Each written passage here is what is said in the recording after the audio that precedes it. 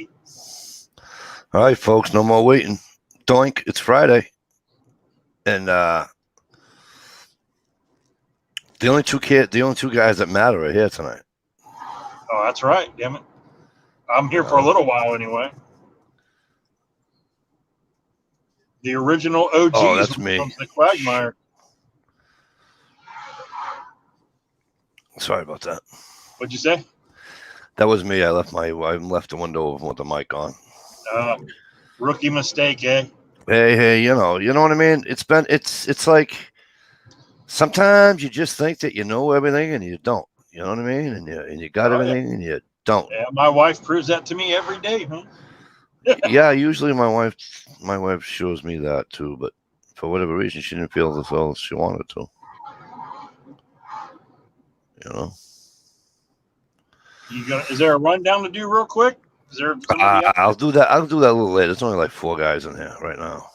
Yeah. Oh, that was you. Whoops. Damn it. I'm trying to get all my messages here, and it's kind of messed up.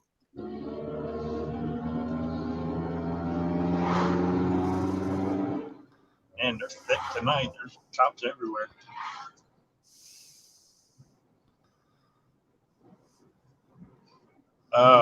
That's unbelievable, Brenda. Joey, so tell what do you Brenda think about what your president's doing, man, with these executive orders? You know what? I don't know what he's doing. I've tuned him out. I've tuned him out. I can't deal with it. I just can't. I cannot deal with him right now. Here's the thing a lot of people don't understand. I'm not real worried. I mean, I'm worried, okay? There's always concern anytime somebody like him's in the office or Harris or whatever.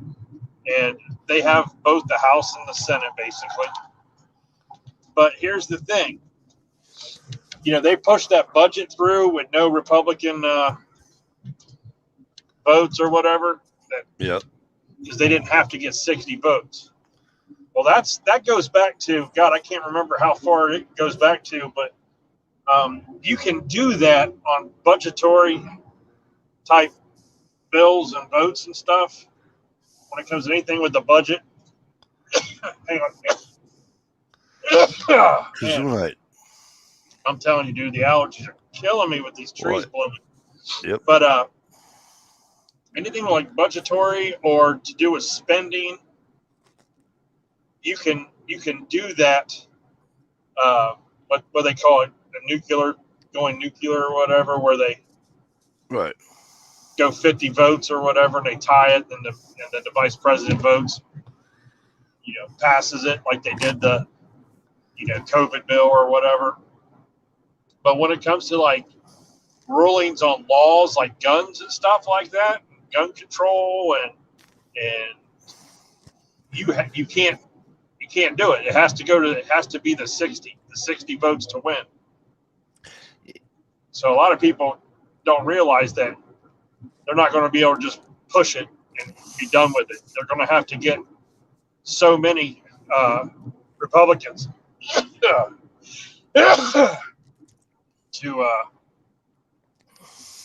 go with that, with the yes vote on those gun control bills. I was looking up a couple of gun laws here in Mass, and then I looked up the federal law on one particular one that pertains to me. And right off the bat, what it says about federal laws, that they're guidelines. Federal laws are guidelines. Yeah, just you have state rights. Yeah, that's why you have some states have concealed carry, constitutional carry, open carry. Some don't. Right. So it's up to the individual state. He can make all the gun laws he wants. It's up to the individual states to say fuck you. Well, no, if they put it's like in Massachusetts, like a federal ban though. Well, it's like Massachusetts. Well, yeah, on federal ban, that's one thing. But in Massachusetts, right, if you're charged if you pled guilty to or were found guilty of anything that you can be in jail for a year and a half or more, right? You can't get your license to carry ever. There is no waiting period. There is no, if you're a good boy for 20 years. There is none of that bullshit. If you get arrested, and the charge that you're arrested for can earn you more than a year and a half in jail, in the state of Massachusetts, you're not getting your LTC. Yeah. It's not like that in every state. No, it's not. It's just that in this state, good luck changing that fucking rule. Like in Ohio, I think is what they call escalating misdemeanors. Anything that's an escalating misdemeanor can prevent you from getting your concealed carry. Like a DUI, because you can be escalated up to a felony. Assaults, domestic violence will stop you from getting it instantly.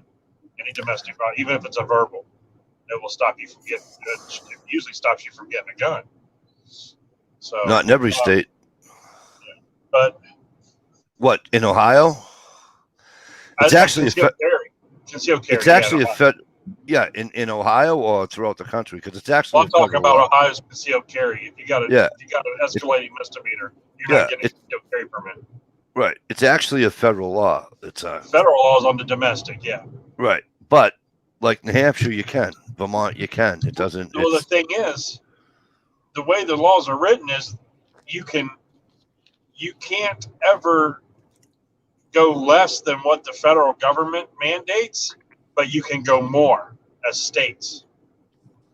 So if there's a federal law that says, that you're not allowed to drink on Sunday, a state can pass it that you're not allowed to drink on Saturday and Sunday. They can't take away that federal law, but they can add to it if they want. The federal laws are usually their models. And that's just what Joe Biden said. Like the red flag laws that he has, he's pushing out these new red flag models. He didn't say he's pushing out new red flag laws to model each state what they should be doing, and hopefully each state will pass those laws. He's going to try to push it that way by state. Each state passed their own red flag laws. Some states already have them.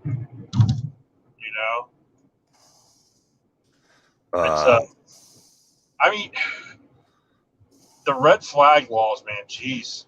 You talk about opening up a can of worms to fuck people over. All I got to do is petition a police officer that you're dangerous, or I feel threatened. That Mikey threatened me at some point, and I feel threatened by him. Then they show up to your door and just take your guns from you. No due process or anything, man. I don't like it. But on the other hand, we do need something. I hate saying that. I just hate saying we need something, because there's bound to be a law out there that already exists. It's just not being enforced, which it is. It's on the 4473. Have you ever been mentally adjudicated or anything like that? Something needs to happen to where these whack balls, that have warning signs that have been in trouble and get arrested, and like that dude down in Parkland, Florida. That happened because of their policy to keep they had a policy with the sheriff's office in order to not arrest students, in order to keep the crime rate low, in order to keep their school district on a higher level, to get more people to move to that area of the county, because they wanted to boost their population of, So all the times he got in trouble, he never got arrested for it. But if that would happen anywhere else in the country, his ass would have been in jail, Right.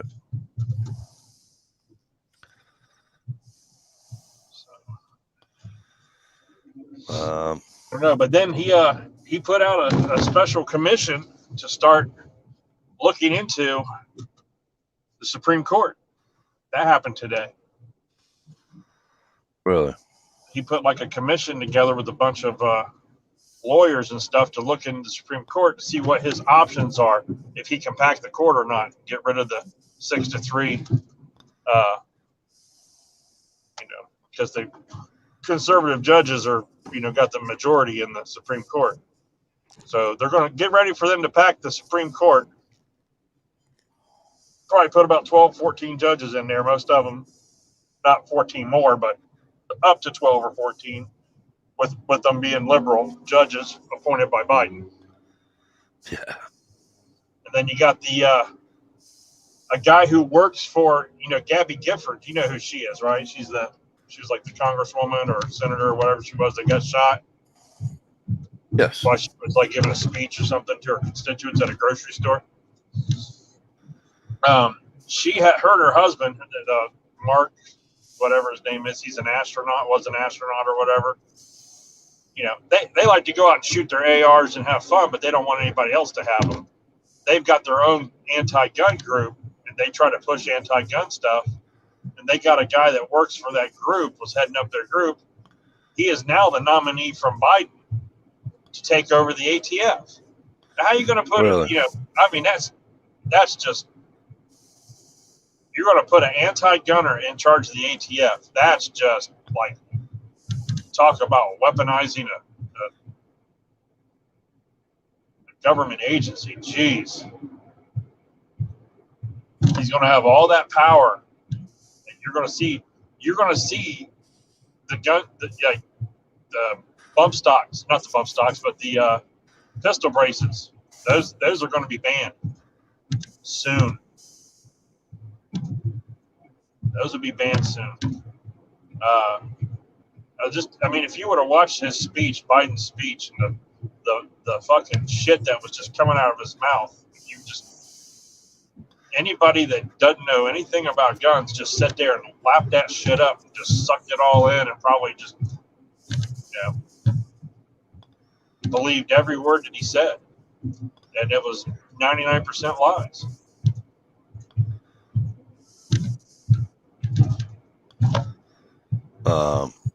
Yeah, apparently there's a bunch of states that you can, if you have a domestic, you can get a gun. So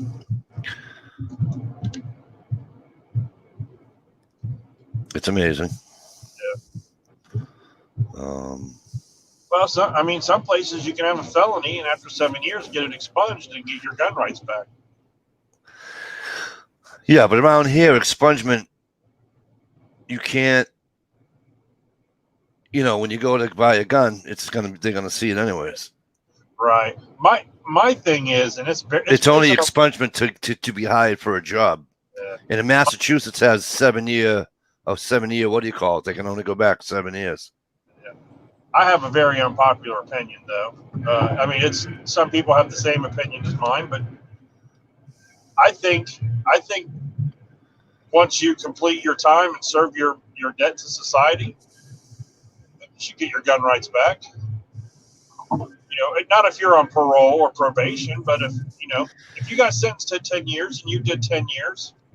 If you get in a bar fight and, something happens and the person you get in a fight with, in the bar,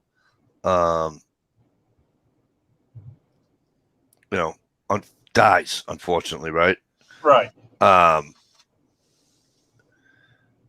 And you do 10 years, you do 7 years. What is it for manslaughter? 7 years, I think it's manslaughter, right? So you do 7 years. You come out of jail. If they make you wait 5 years, that's fine too, whatever. But by the 6th year, you should be able to go buy a gun.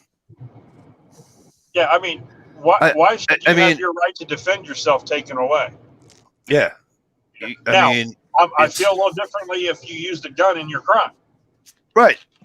If I shot somebody that didn't deserve to be shot, right? Or if you used a gun for armed robbery or something like that. Right. Yeah. Who we got here? How's it going, honey? That's my darling. All right, so we got I'm sorry, let's do a little rundown here now that this P2E was first today. Anybody seen how are you, P2E? Has anybody seen or heard of what's his name? I haven't seen him. I just want to make sure he's all right. Who? You gotta say his name. I know. I'll think of his name in a minute. County Line Loggins in tonight, ladies and gents. County Line, how are you? The lovely Gunpowder Beauty is with us, and as you see, she's on the panel with us right now. Gerald B's out there. Jezzo, how are you? Let the missus know I saw the video she sent me on Facebook. They're up there feeding the deer by hand, just walking through people and shit with a little deer. It's fucking unbelievable.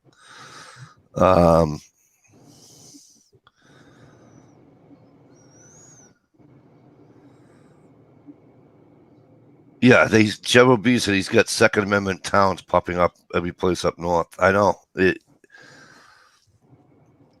got to get out of the state. That's all I got to do. But married, kids still in school. It's not going to happen.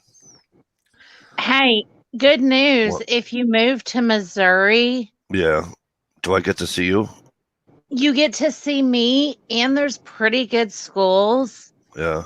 And on top of that, back in January, they pretty much passed something that said F the government. They're not going to sit there and have any laws that. Yeah, they were Second Amendment sanctuary state.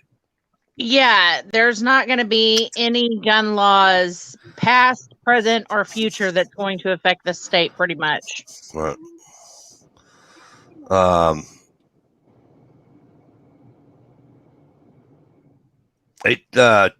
HRM weapons. If I hit like or dislike, I count as 2 votes. HRM, good to see you. G Trapper, good to see you, my friend. Hope things are well. I did shitty going coyote hunting, by the way, last week. We had an electric call. We had a kid. He's not a local, but he's up there every weekend. He's up there, and in his 3 weeks out of the 6 weeks of vacation, he's up there. So he might as well be a local. And so we went out. He told us we're what was going on, and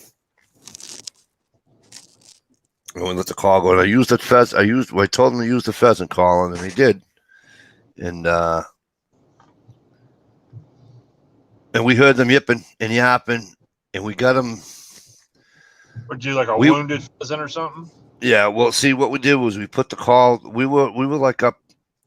We call it a pit. It really, it's a gravel pit. It's an old gravel pit. Put it to you that way, right? But it's all grown in now. You know what I'm saying? So it's just pretty much like a fishbowl. You know what I mean? So you're up on the edge. So we're up. Yeah, we're all up top. We're up top. Well, 2 of us are, anyways. The other 2 guys were on the other side of the world, and with their call. And anywho, we and you can hear them now. They're on the other side of the bowl, if you will, but we just couldn't get them over that friggin', no pun intended, over that hump. And the wind was right. The wind was blowing in our face, you know. And they were in front of us, so it wasn't like, you know, they were winding us. But what were you using?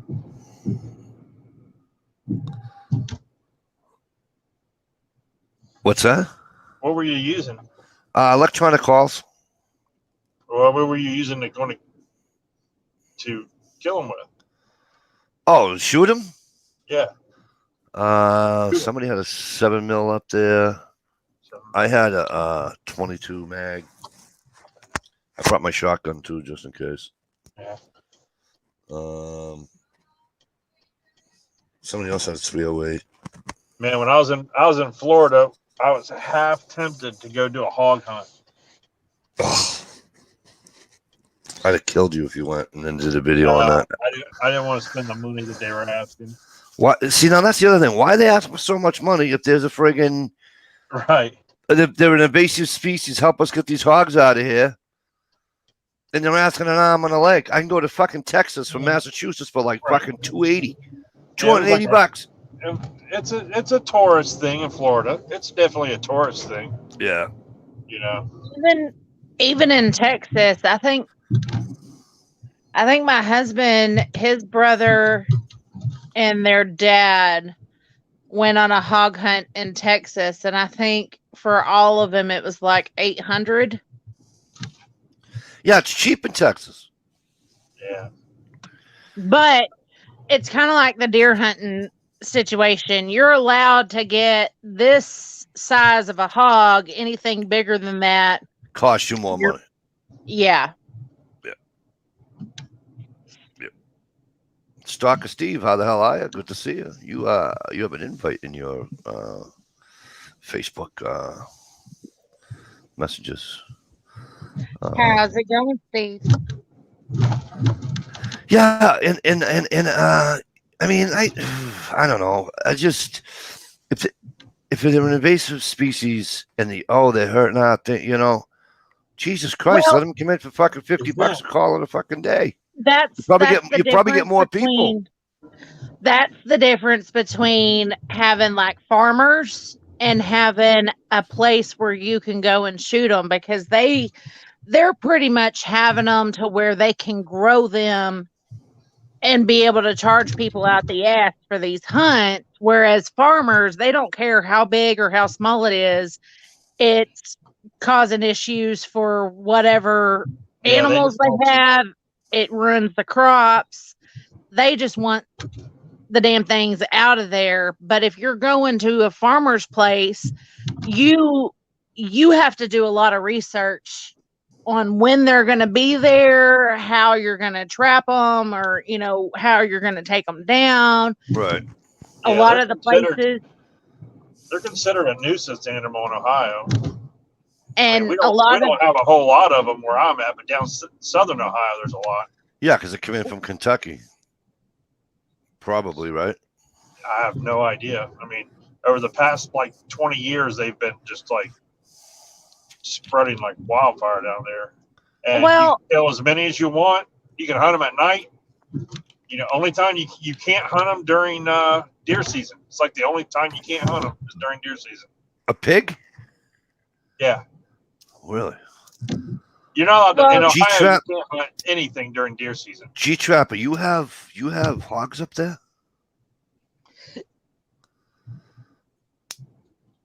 Where's G-Trapper at? North. Where's he at?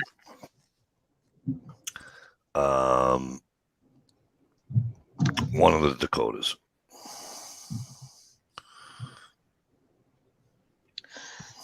But yeah, the hogs, like they reproduce like rabbits. Like every time you turn around, there's a new litter of piglets coming around. So that's what I thought. G-Trapper. I think a major problem in southern Ohio was they were getting with domesticated pigs and breeding, and just destroying people. Well, what's it like? A month and a half or something for them to turn feral? I have no idea. When a domestic pig, I believe it's. What the fuck did they say? How long it was? I was watching this video on a guy down in Alabama. He's like, I'm watching this video and he's laughing, right? And he goes, "My wife hasn't bought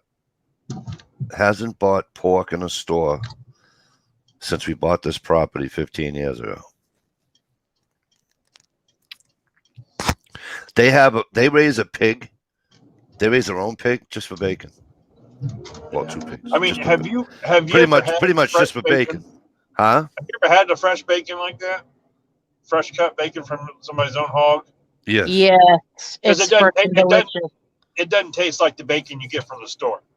Well, no, because it doesn't have all that added shit to it. Yeah, but it doesn't taste like when you're thinking of bacon, you got that, you have to add salt to it to give it that salty taste. But if you get like fresh cut bacon strips and you fry it up, it's like eating a pork chop. It's got a different taste. Well, you gotta, right, but you gotta, because it's not cured. It's not cured bacon. But I'm saying that's good shit, man. Steve said it's called pig belly. Ohio.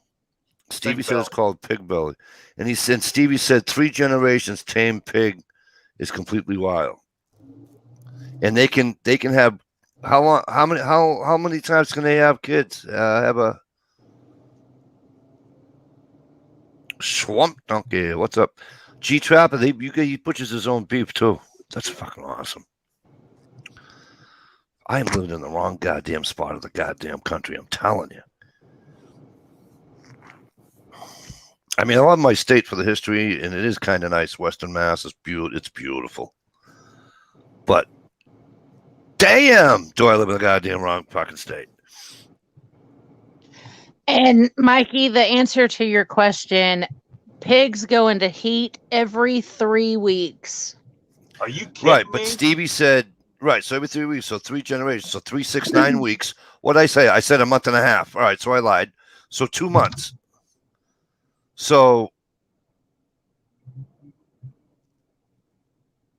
How long is their pregnancy cycle? he's saying it right there. They, depending on the area, they can have 2 to 4 litters a year. Stevie said. 2 to 4? Gee. And I'm going to guarantee you down, like in the south Alabama, and you know what I mean, Florida and all that, they're having 4 litters a year. Well, Probably different temperates and stuff. And you also got to take into consideration that litter can start having its own litter at like 4 or Right. 5 months. That's what I'm saying.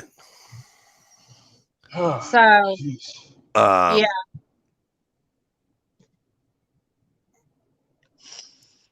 But yeah, so, but that's how. I mean, we don't have any. Somebody said they saw a few out west. I don't think they did, but that's just me. Coyotes up the wazoo, coyotes we have here. I got 5 of them run through the backyard pretty much every goddamn night of the week. Oh, dude, you should. I mean, anytime like the fire department or squad or something leaves the firehouse where I live at like 3 a.m, they don't hit their sirens like the full blast and everything go down the road, but they just give the couple of yelps as they're going through their. We have 1 traffic light in our town, okay, so they hit that traffic area and they give it a few yelps, and then they give it a few yelps when they get to the big intersection that we have. And as soon as they hit them sirens, the coyotes just fucking go nuts. Yeah. It's just like if you're sitting in your backyard having like a campfire or something like that, and the sirens go off, within 2 minutes, man, it sounds like you're surrounded by coyotes. They're yelping everywhere. My dogs used to do it too when I was a kid. My dogs used to howl every time the fucking heard the siren. My dog howls.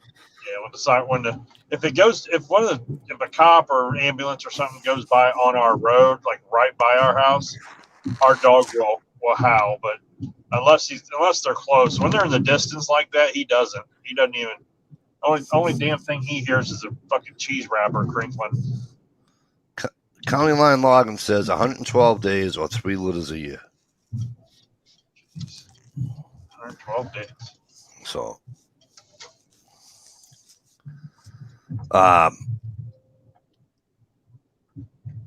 yeah. So the freaking I can't. Our hunting season, Massachusetts has a hunting season for coyote, and it already passed. March 8th was the deadline. So now I can't hunt coyote now until coyotes are September, I think. Ohio. You can hunt them year round here. It's like coyotes, pigs, crows. I don't know. That might be it. I think that's the 3 that you can hunt year round, and there's no bag limit. But like I said, the only time you can't hunt them is during deer gun season. Right. That's. But you know why? Because I don't want you to shoot. What my buddy explained it to me? Something about they don't want you to say that you shot a coyote, not a deer. I don't know how the fuck he said it, but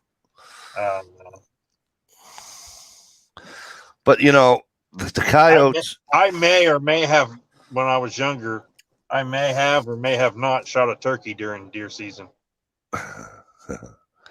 I'm not even going to get into what I used to do when I was younger. Well, I mean, there was no evidence when it got back to the camp. It was eaten that night.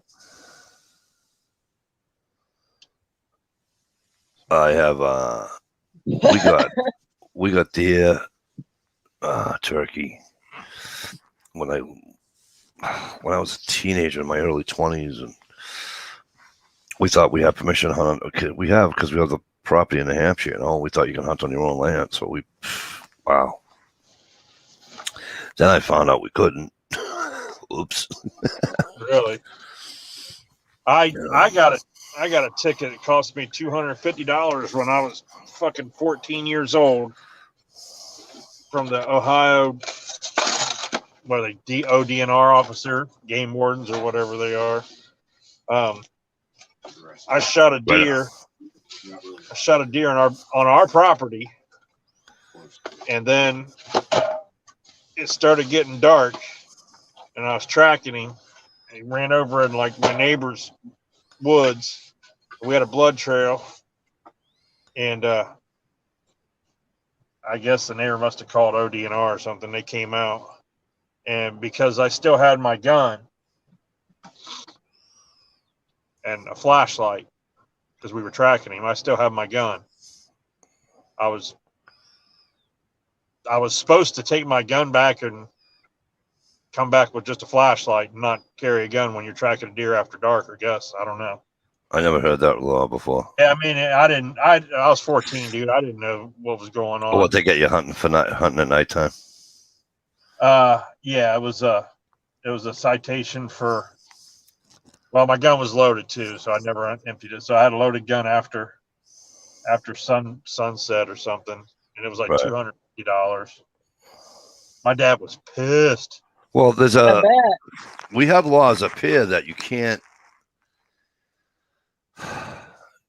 I can't even carry a sidearm in Massachusetts when I'm going. Like, well, let me say this: if I could carry a sidearm in the state of Massachusetts, you can't carry a sidearm in the state of Massachusetts and hunt, with a shotgun or a bow. Yeah. Whereas in Maine, I can. Well, not me per se, but in Maine, you can. Oh no, I'm not saying it's not a rule, Stevie. I just think it's just kind of, it's fucked up, I think. Well, that's like down in Florida. You can't open carry unless you're fishing. So guys will carry a fishing pole with them.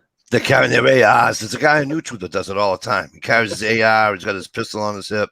Carries his AR and fucking with his fishing pole. I'm going fishing. And he's got video but he does though.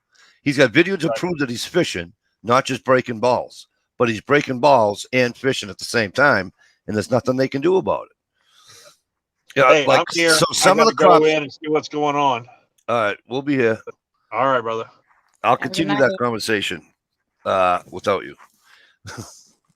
See, apparently, some of the cops that show up, they know the guy, but they have to go, right? Because they don't know if it's going to be him or not him, so they have to go. So a couple of his videos were short because they pull up and they, oh, it's only you, da da da da. We're not having any issues, right? And he said, oh man, no. Okay, man. Have a good day. See you later. Bye. Off they go. Which is good. Because they have to answer the call. It's a rule. They have to answer the call.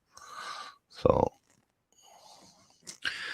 HRM says he just bought a new mossy oak camel. I'm going to roll around the mud in it first.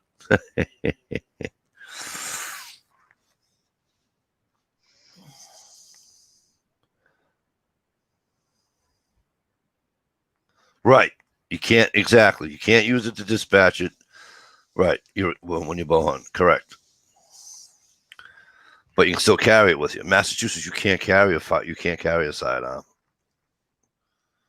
See, that would scare the hell out of me if I'm hunting hogs, because I need something if I'm going out there and trying to find it and it's not quite dead. I'm going to want something else with me. And if I'm bow hunting, that's even scarier.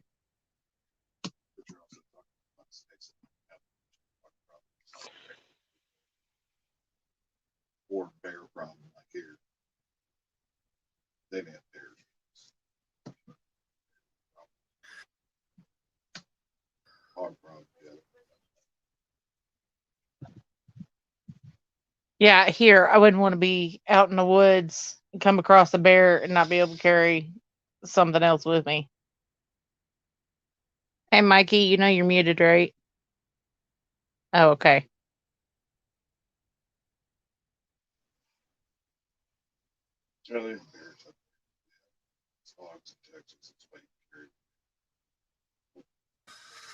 Teenage daughters. Sorry, folks. Oh, rookie, not Rocky. Okay, gotcha. Yeah, you're right, Steve. You get a rookie cop that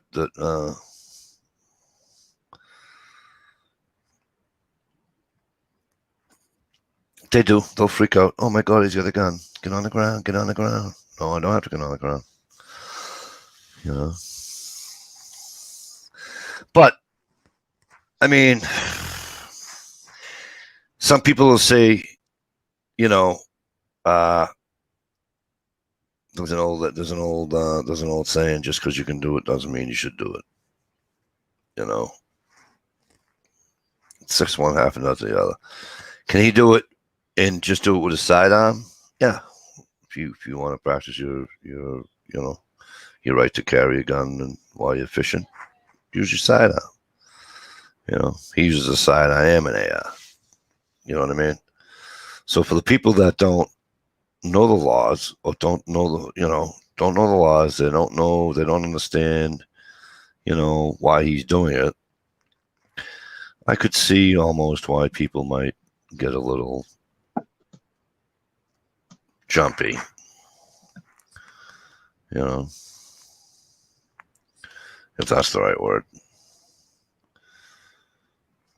But hey, a rule's a rule, right? At least you can't get arrested for it. So that's a good part.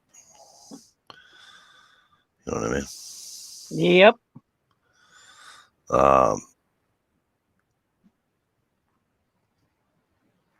Gia lied to me. He said he'll be here in an hour. He probably ate and fell asleep in his chair. I'll pick on him tomorrow. He still got 8 minutes. Huh? He still has 8 minutes. It's only 9:52.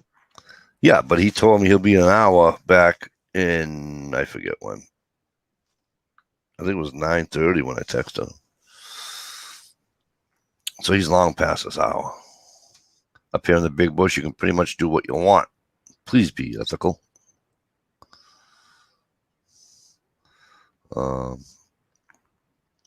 I'm trying to figure out if Steve's hunting a mosquito or a pterodactyl because he's trying to shoot it with a 12 gauge.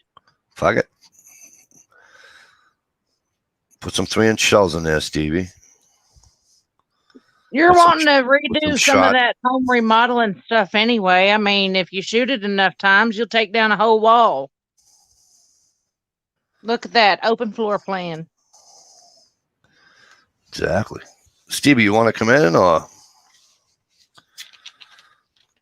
after you shoot that mosquito? Actually, I want you to come in and shoot it on the thing. That'd be kind of cool. Ooh, there you go. That might make the viewers go way up. You know.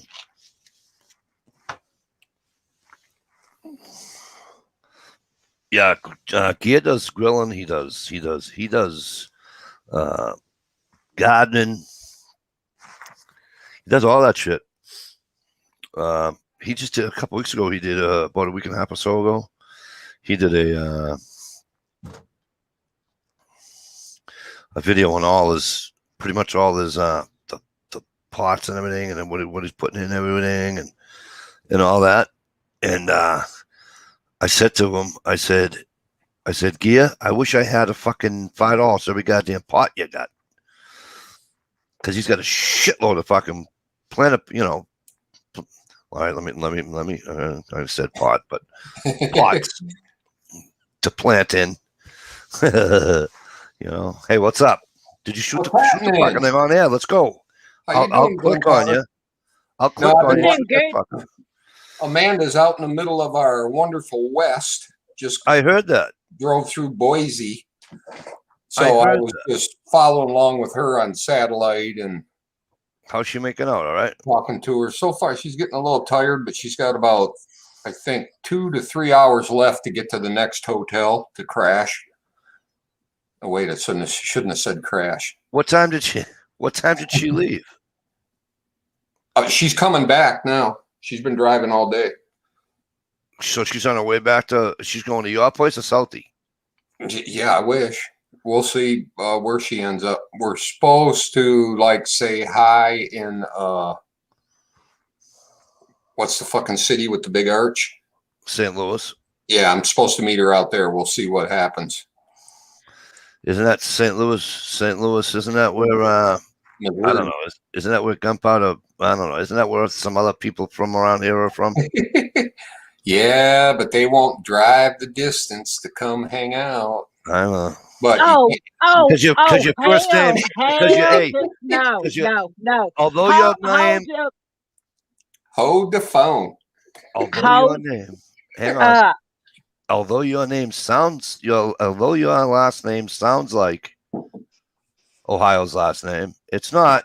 And so you know what I mean. You know, it's funny. When they misspell my name, that's exactly what they spell every time. Go ahead, young lady. Defend yourself or try to.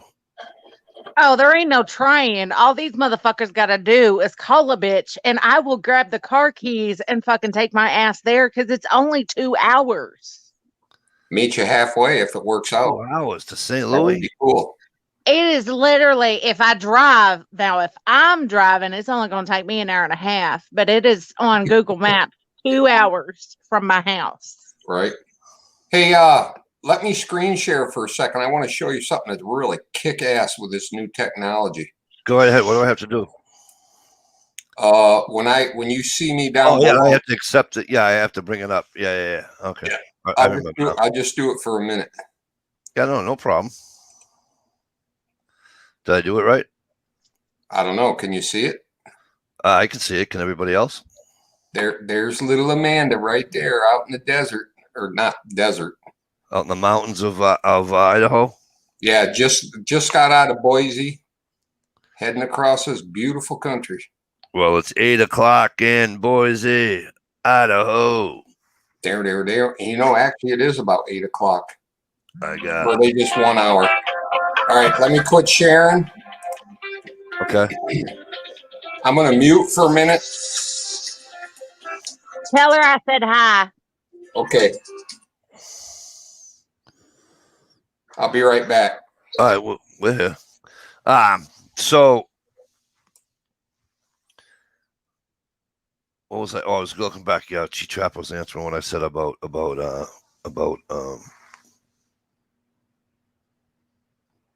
gig riding. Yeah, but I've always loved watching his channel. Okay, first of all, we all know he's a nut in a good way, you know. But yeah, I never knew. I thought Missouri was closer than it really is to me, and it's not. It's fucking, you're out there. What was it, like 18 hours? Yeah.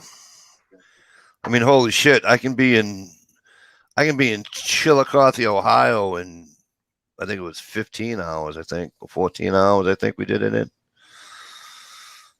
Wasn't it from Texas to Michigan was 18 hours? Yeah. Put it to you this way. Go ahead, honey. You talk, and I'm going to figure something out on the maps. How's that? Okay.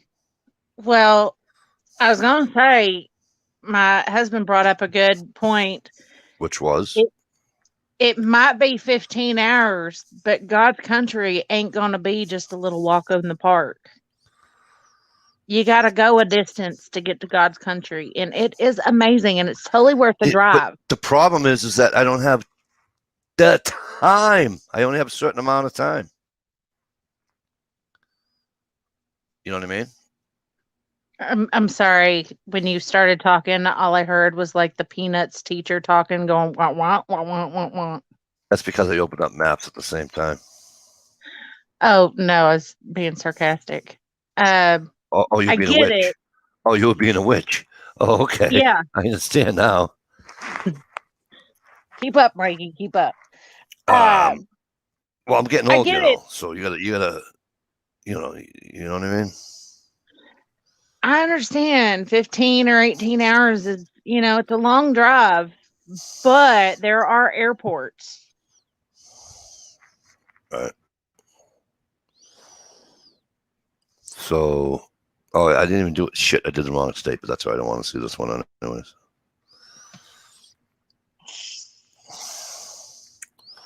I'll have to do your state in a minute. I just did the other state I don't know why. I didn't do it by accident, but. Oh, what is it just circling for? Just do it to it. Do it. You can do it. Yeah, it's like 3 days out to fucking Boise, Idaho for me. It's 37 hours and 15 minutes.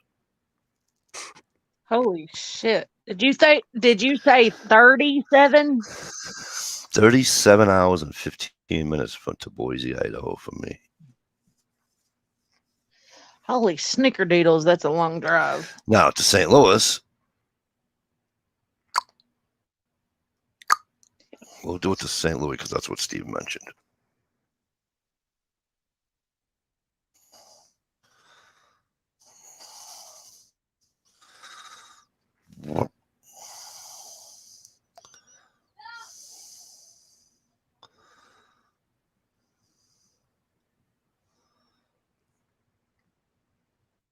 Come on, kick it in.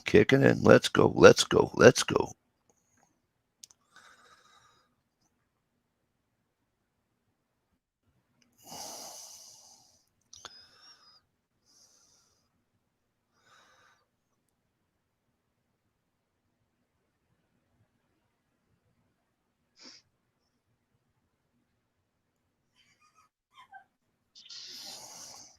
Oh, that's St. Louis is right on the border, huh?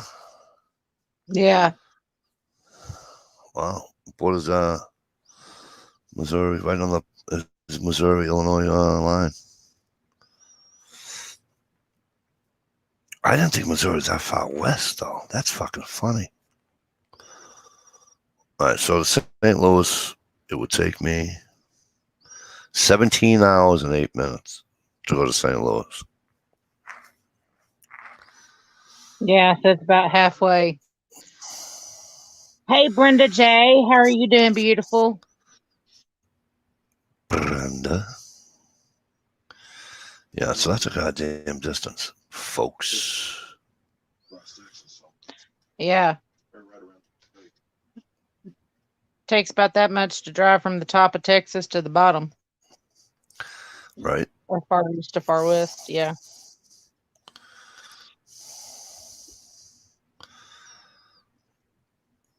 All right.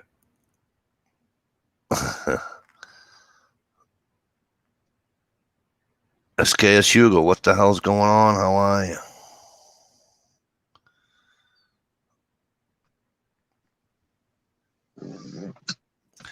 Humane hockey coach.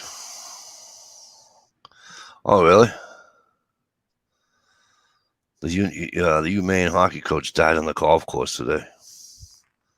63 is still really young. Yeah. Him Kicking and Prince William, huh?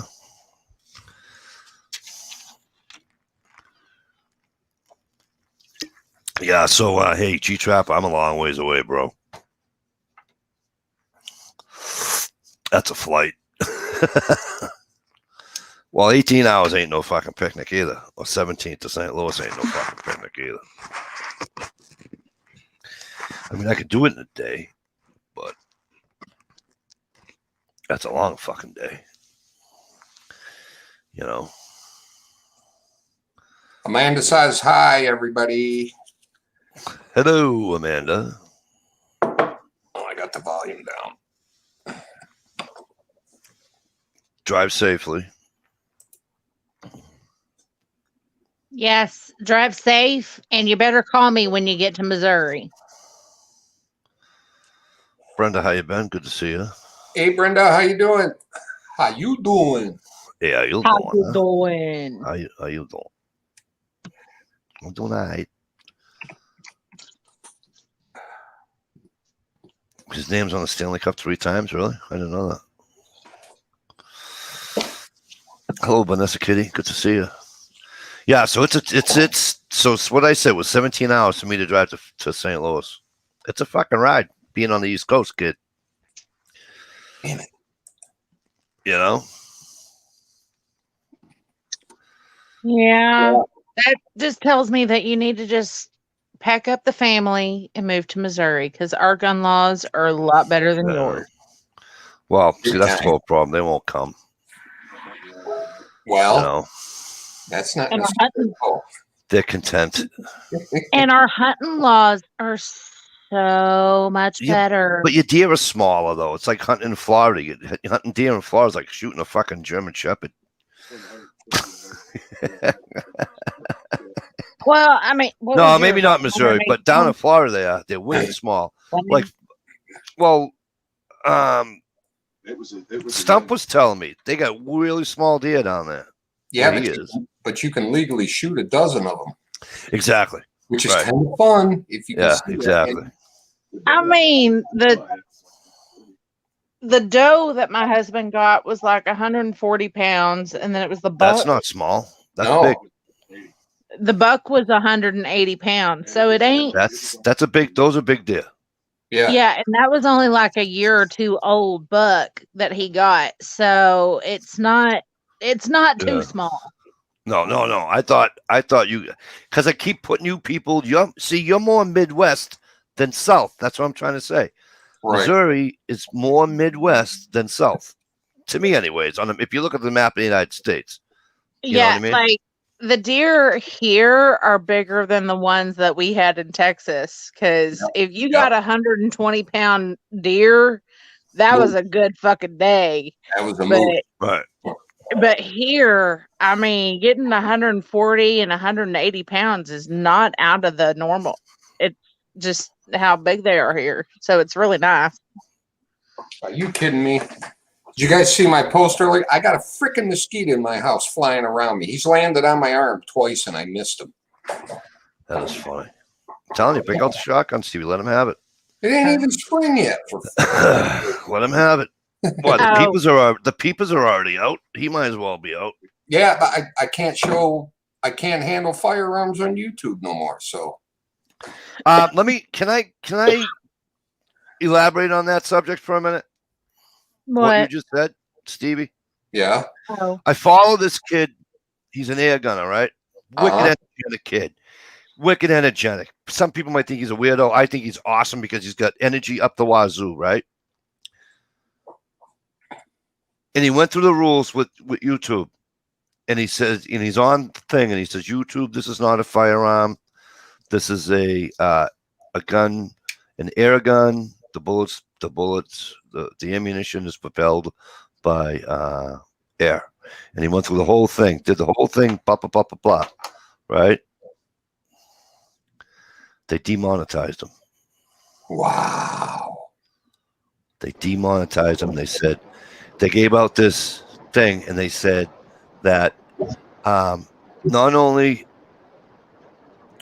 they made this, like sentence on why, but it said if anything that can hurt another person. Well, that's stupid because how many knife channels are out there that are monetized? Yeah. Okay, so if they're going to do that, then that also means that we're not going to show hammers or shovels or vehicles or booze or I mean, we shouldn't be able to show our hands because so you can't be a monetized. You can't be a monetized channel and go for air guns. Beautiful. With pellets. Little pellets. Yeah. Hi, Amanda. Hi, guys. How are you? Are you driving safe? Don't be texting and driving. I will whoop your butt. No, I'm just. You guys are. I'm hearing you on Bluetooth, and I'm in Idaho, and I'm just hearing you on Bluetooth and listening. And I'm just gonna stay in for a few. I'm just gonna stay in for a few minutes, just hang out with you guys. Okay, but what did you just call yourself? I'm in Idaho. Oh, you're the hoe? Yeah, I'm in Idaho. There's something enduring about that girl. I know, Alaska. Hey, you know you Hey can't be talking like Jesse, are you gonna come see us in Missouri? yeah, because if you're gonna be that close, fuck yeah. I didn't think that St. Yeah, Louis was right on we're the gonna border. be 3-4 days. 3-4 days or so. Okay. So maybe longer. Depends on Depends on if I get along with him or if I just want to fucking run away. Well, listen, if you keep saying the whole Idaho thing, he's gonna end up having a heart attack on live stream. So you may not. No, there's a joke out there. Look it up on Google, and it's like it goes through. It mentions every friggin' state, pretty Oh, really? much. Yeah, and it's like it's something about. I asked my girlfriend what was her name, and her name was Marilyn, whatever, and does she like this? Idaho, Alaska, and you know what I mean? It just used all the fucking. It was a fucking riot. I don't know. I'll ask her. You know. Brenda J saying hi, Amanda. And Hi, Brenda. SKS Hugo said hi. And I was going to say SKS said hello. How you doing, SKS? I really miss you guys. I know that's crazy. As I'm driving across country and spending time out west on the West Coast, I miss my chats. I miss my people. I think you're missing conservatives. Did she just say I'm missing my people? She did. Yeah. My people. Steve, tell her who should say my people. You tell her, Steve. Steve, you tell her, and then you don't have to go to St. Louis. Steve, you tell her, then you know for a fact. If you tell her, you ain't going nowhere near fucking St. Louis. No, I actually want to have a good time when I'm on the road. Exactly. Bob! I just want to say, can I just go there and say that the West Coast is so far fucking gone. I will be putting up some videos I took on the West Coast. You guys will see the way that the liberals treat the homeless in the tents everywhere. Beg your pardon. It is outrageous, the mentality that the liberals have about the homelessness problem that's out there. Just their generic attitude about everything. I could never live on the West Coast ever again. Yeah, you don't. I couldn't That's a shame. Yeah, ever again. Listen, I'm telling you, Nevada and friggin' Idaho and all them, these people that are right next to California, they're all going to have oceanfront property in the next 20 years anyways. Yeah, right. Yeah, I know. Right? The whole fucking state's just going to go. It's going to be a new Atlantis. I think it's going to be a new mountain range. The way the plate comes in and goes under California, I think it's just going to flop them right over. Brenda J wants to ask you a question, Steve. Don't read it out loud. Somebody might get offended. What size is your... Nothing to worry about on that one. You'll see this camera go off so damn fast. Hey, Brenda. Let's just say, here she goes. Let's just say, mind your business, Brenda. That a girl. I love you, but mind your business, Brenda.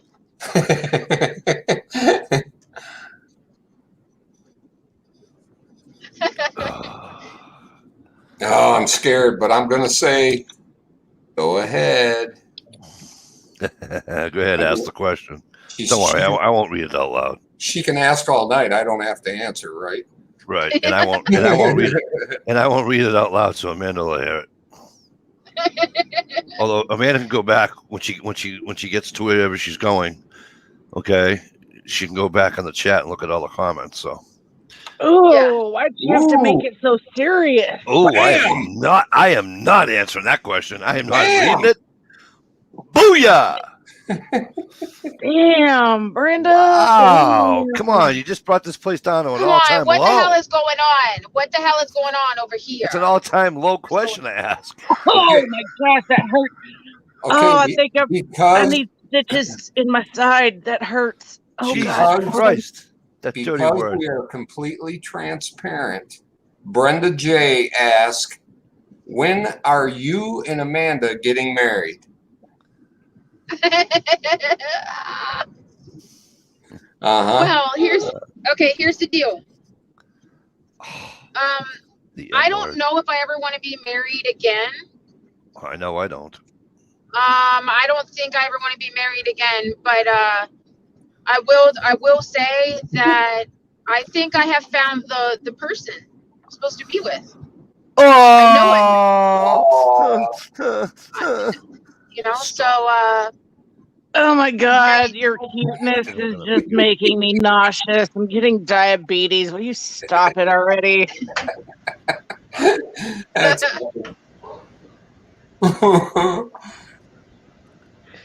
Listen, Oh my I think as long as y'all are happy and y'all aren't killing each other, I think that is commitment enough. yeah, I think we had a couple bumps in the road, and then I think everything else is it's just like we have to be realistic. No one's perfect, and nothing, and life is really fucking hard, and we've all been down some bumpy roads and stuff, and I think that you can possibly come from two different worlds and make something work. Hey, Hang on. Amanda. Time out. Yeah. Time out. Brenda, I want to know, are you drinking? Did you hit the ball, get some wild turkey, which is a for those who don't know, wild turkey is actually a bourbon whiskey. So I just need to know, and by the way, how are you, Gia? That's got to be Gia, right? Liberal Tears. No. Oh, it's all right. I knew it was one of them. It was either him or the other one.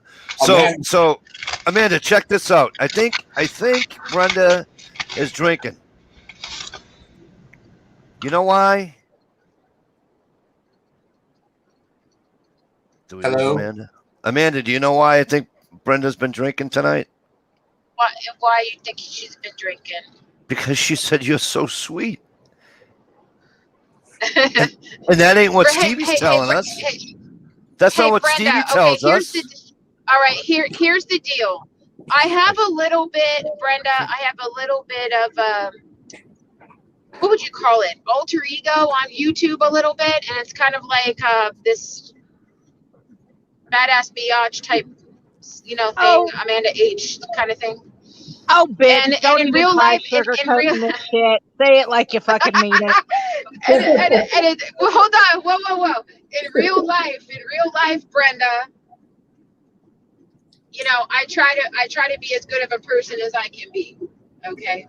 Yeah, but again, that's not what Stevie said. Is that why Ohio had to kind of smack you around a little bit? Ohio is really, really good at finding a way to put the smack down on any female who talks a bunch of shit, including me. Yeah, all you just do is talk to them. He just knows how to talk to, especially a woman who's been married far too long. Yeah, because in the course of her life. Okay, now let's rewind a little bit and Yeah, go go back to you and Stevie having, some bumps in the road. Steve only takes you down the bumpy road so it makes your boobs jiggle. Don't think there's anything other than he just. Yeah, let's go jogging. Well, I will say that no man has ever touched my nipples the way that he does. Oh. Or wobble my breasts the way he does. Or wobble my breasts the way that he does. Amanda, when I see you, I'm going to probably wobble my breasts? hit you. No, I'm going to hit you because you just made coffee come out my fucking nose. That's what I do. That's what I call that. Tune in Tokyo. Hey, Jesse, not for nothing, but it would make for a good video if you did wobble my breasts when we met. What the fuck is wobbling a breast? Like I've seen the dance wobble, but how do I do that on boobies? Tune in Tokyo. Look at me, Jess. Just take them and go. See that? Or you go like this: wax on, wax off. Yeah. Yeah. Oh, okay. Yeah, but you couldn't put that video. You couldn't put that video on YouTube. So that would have to be directly uploaded to my fans only page. If you guys Yeah. would go ahead and subscribe to that, I'll have that video up for you as Travel? soon as I get it. See that's Hi, why hi, Ohio. I miss you. I know you do. Are I you on your way miss you back? like crazy. Yeah, well, let's just say that I'm on my way back sooner than expected, and I'll go into the details later in private. and Okay. privately. Yes. See that's why a woman should always find an older man, because we're used to the old AM FM and we know how to tune the radio. Just saying. Yeah. Yes. The younger guys, they just poke it like a push button. Right. Yeah. You know, I feel like I could put one of them on channel U and then flip the other one all the way to channel 68. If you remember those old UHF. right, and the other one don't get mad at you. Yeah. But it's First you know, it's kind of like the old bull and the young bull on top of the pasture looking down at the cows. You know what I mean? Yeah. Let's run Listen, down you guys there. can't. You guys can't talk like that. I'm about to enter Mormon country, and I'm staying in Brigham City, Utah tonight. So Why? you can't be talking like that. You got to clean Amanda, it up. have you ever heard that before? The She's the going to end up bulls? getting married tonight overlooking to the some guy with pasture? 4 other wives. Right? Right. She said Amanda. she ain't married, but she about to be in Mormon country. Amanda, there's 2 bulls. Amanda, there's a young bull and an old bull on top of the pasture looking down at all the cows, right? Yeah. And the young bull says, "Hey, let's run down there and bang one of them cows." And the old bull looks at the young bull and says, "Let's walk down there and bang them all." Yeah. That's awesome.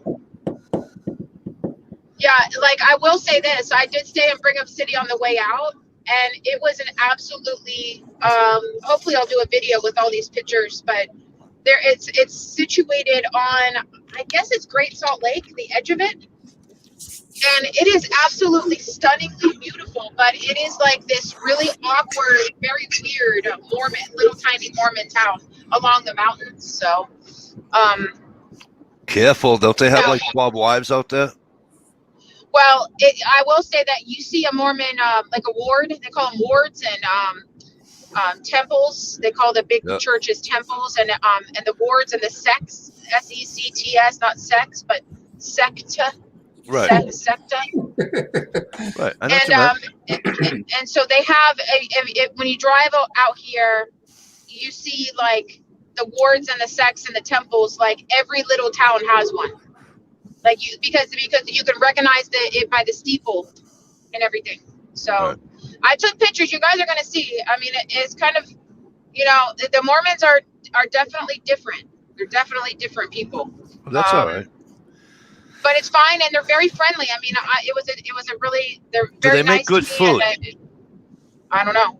Well, you know what? Listen, I had Mexican. I'm probably gonna get it again tonight. I had Mexican coming through before, and it was like killer. They had the killer chili relleno, so I'm gonna probably have that again tonight. Yeah, Ugh. super Tortellini. killer. Shoot, Tortellini with a nice thick Alfredo sauce. you could have fed 3 people off that plate of food. Yes, It was yes, cool. absolutely. I think I paid $10 for it, and it was like enough food for an easy 3 people. And yes, I will watch a naked girl eating Mexican food all day long. I can't stand Mexican food. The refried beans, what? the whole fucking. Mm.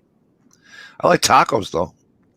You know what? Just for Mike's chat, I'll go ahead and get naked in You the hotel do. room and eat the Mexican food. Okay, Nice. just for me. Is that when we Just go for off Mike's air? You guys know I'm playing. I'm just playing. Oh, All right? Jesus, there's another one, Steve. That's Steve? that's going to be a surprise. You got to figure out if you're going to get a strike or not, Mike. You got to be quick on the draw and like be ready to end it right away or not. Surprise! You got a strike. When we were in Florida, we went to this. What was it called? Something. Rumba, something Rumba. You got rim? What's that? I said you got rimmed when you were in Florida? No. Congratulations, buddy. I don't know what this thing was called. I couldn't even pronounce it, but it was like some fish that I never heard of with like shrimp and scallops and cheese and rice. And oh my God, it was delicious. And they brought it out in this little tiny bowl. And I was like, I was pissed because it was like $15.99, right? And I'm That like, sounds like ceviche. That sounds like ceviche. You didn't have ceviche? I don't know what it was called. I No, don't that's not Huh. CJ. And Yeah. I was like kind of pissed because I was That's- like, that's not hardly enough food to feed a fucking That's- kid, let alone me. Yeah, You know, what is for that called? $15. That's Well, anyway, I didn't even finish it. I was so freaking stuffed. yeah. Really? Just from that little bowl? There's more Wow. than you thought. Yep. It's like I went in and I got there's this one place that has, I can't stand an Alfredo sauce that's as like that comes out like water. Yeah, I just don't like it. I like it thick, Yeah. you know. Yeah. We got this one place. I got to travel to go to it, but I don't care. We got one place that does it, and so I get my tortellinis in my Alfredo, and my wife looks at me. She goes, "Oh, you're gonna wind up getting 2 dishes." And I've known to do that before, by the way. Can I just get another one of these, please? But I'll tell you what, they have to be homemade. First of all, they taste different. They don't taste like Yep. they were frozen or a Truth. box. All right. And I'm telling you, they were heavier. It's like, you know, when you make your own raviolis or you make your own pasta, it tastes like it's heavier. Yep. I'm telling you. I was like, you got to be It's true. shitting me. You know? Well, I'll be it's right like back. it's like the pasta that you get in the refrigerated section in the grocery store, the little tortellinis that you get the refrigerated section, then you just boil them and they're done. Yeah. It is nothing like homemade pasta. They put so much shit in there, and Yeah. it's a lot lighter. It's a lot lighter, a lot less egg. You know, I mean, it's just now I don't eat that much pasta anymore because it just, I don't know, it just is like I grew up with so much bread and so much pasta, Mike. It's like I'm just But that's like I think I'm all bread and pasta out. I know, but it's like I just get, you know, other than Mike. angel hair, I kind of get, it's like almost like too much pasta in my life, you know? I can never have enough, especially linguine. Oh my God. Linguine and tortellinis are my favorite. Lasagna. I just can't, there's no way I can't not have it. I don't know if you You know? like it, but I make a really, really good spinach tortellini soup and my own pasta. I'm not a spinach. It's a lot of work. I'm not a spinach guy. It's a lot of work. Yeah.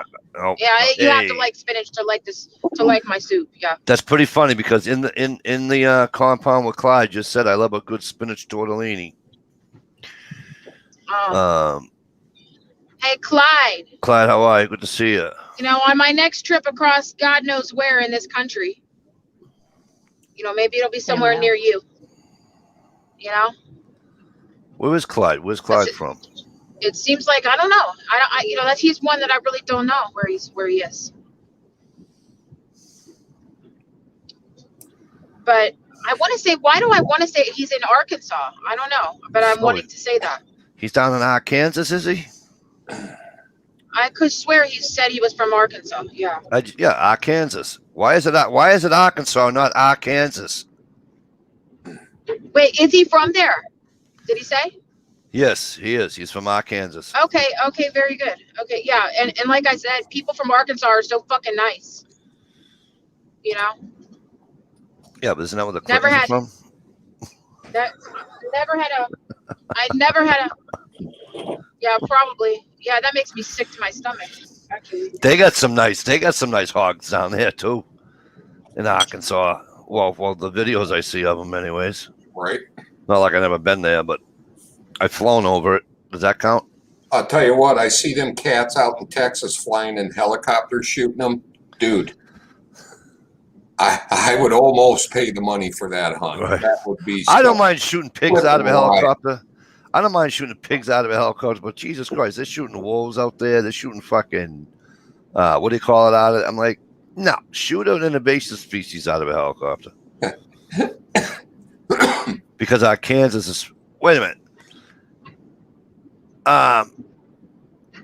Right. I got that, Clyde. But if you look how Arkansas is spelled, right? I call it R, like AR. Kansas. That's one of the few states I actually heard you put the R in there. Yeah, well, I had to do that for Clyde because he didn't understand what I was saying. Arkansas. Dish out of stock from Arkansas.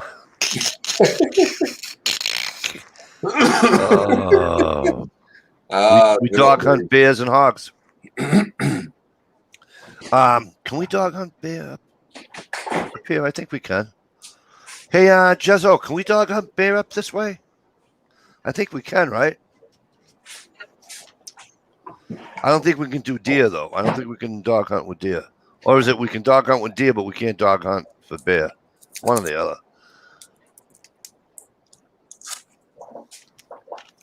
Now, Clyde, when you hunt hogs with a dog, you're not one of these guys, dog gets the hog, right? You guys go in. You guys hog tie it, no pun intended. And then go give it to somebody? Or do we take care of it? Holy shit! M.I. Timber Wookie. Whoa! Hey, what's up, M.I.? How the hell you been, my brother? God, it's great to see you. You see what brought him out of the woodwork. So Clyde, so when you do the do you guys, so in other words, are you killing it there, or are you like bringing it to somebody's ranch or something? Because there's a lot of people that take them for the ranch. We can't deer hunt with deer. What? We can't deer hunt with deer, but we can bear hunt with dogs. Okay, we can't use dogs to deer hunt, but we can use bear. We use dogs to bear hunt. Okay. Yeah, I missed you too, brother. It's great to see you. Hope things are well. Oh, that's so cool that you're there. Only because Cher has an R in her name. You're an asshole, Bob. But you know what? You know what? But you got a great memory, and I love that. So That's fucking funny, and you know it. He's got a great memory, Bob means no does. Dog gets the hog by the nose, and we kill him with a Bowie knife. Oh, okay. Nice. All right, cool. No, because Clyde, the only reason I asked, brother, right, is because I see these guys, and I have, by the way, I'm not knocking anybody that hunts with, hunts pigs with dogs or bears or anything like that. And I think it's kind of cool that they make those friggin' protectors for the dogs, so like if the freaking Kevlar and stuff. Yeah. But there are a bunch of guys down in your area that they'll hunt with dogs, but they don't want to kill them. I'm like, why don't you want to kill a pig? Isn't the whole purpose of fucking going hog hunting to kill it and eat it? And these guys don't. And again, not to be funny, they hog tie them, right? Throw them in the back of the truck. Give them away. And then they go bring them on some farm. Right. And I'm like, wait a minute. I thought the South is saying, well, it's just an invasive species. We got to get rid of it. Why are we putting it on the goddamn farm? Yeah. I have a question. I'm surprised they I have let a them do it. question. I have Go a ahead. question. Go ahead. So if let's say you guys got a wild hog, Yeah. and then we were camping and you guys skinned it and you roasted it, right? Okay. Oh, like what do you call that? A pig barbecue, whatever you want to call that. Pig roast. Go Yeah, ahead. pig roast. Is that gonna taste the same as like a pig I would just get at the grocery store? Like No. It a pork actually tastes better and sweeter than a farm hog. Well, than your average store-bought hog. Right. Put it to you this way, sweetheart. Amanda, put it to you this way. A hog that you raise in your backyard, right, for meat, or for that matter, a chicken that you raise in your backyard for meat, does not taste like the chicken or does not taste like the pork you buy in the store. And like Stevie said, it tastes better. And by the way, it's better for you. Yep. Oh yeah. Awesome. Because there's no preservatives, hon. There's no, Yeah. you know what I mean? It eats wild food, nuts, berries, roots, What it's supposed to eat. acorns, all the good stuff. And It's when you're not right, when it's out in the wild, and when you have it at your home, you're in charge of what it eats. Yep. Yeah. You know, you're in charge of it. What the hell was that just happened there? She switched sides so she could be closer to you, John. Oh, okay. What's No, up, John? She just, hey, Stevie, don't yell at me for this, okay? She wanted to switch sides so she could be below me. Oh, okay. Yeah. Uh-huh. Oh, by the way, got a new blade. Sexy Really? mother effer. What is it? That's not a coat. I was Hang gonna on. say I love being sandwiched in by men, but then Hang that on. would have sounded bad, and then I just said it out loud. Oh. Hang on, Johnny. I'll get to yours. What is that? Roscoe. That is a Kaiser. A Kaiser, huh? Look at the wood handle on that sexy beast. Yeah, that peanut book type thing. What is that? What you call it? Pine cone type, almost. Yeah, it's actually textured. It's awesome. Yeah, it looks beautiful. I like the scales on that. Amanda. Purdy. Oh, In and my, I see that grind on those knives. That's the grind I like on all my knives. look how thin that blade looks. Because of that top grind. Yep. Awesome. That's a beauty. Smooth. Watch how smooth this thing is. You barely have to touch it. Yeah, that's excellent. Awesome knife. I love it. Right on, Timberwookie. No growth hormones or vaccinations in the wild. Absolutely. That's right. Okay, right, Johnny. I literally Johnny, what do you think got? I am having an allergy eye attack, and I'm gonna have to like pull over What and is wipe that? out my eyes. No joke. All right. What is that, there, young You want man? me to call you? That's cool. You know where I got this from, right? I don't know, but I like how the handle rises a little bit like that. You know, almost like a. I know you guys are gonna get mad at me, but almost like a Mora. Has that slight. That thing's got nice lines. Yeah, it's beautiful.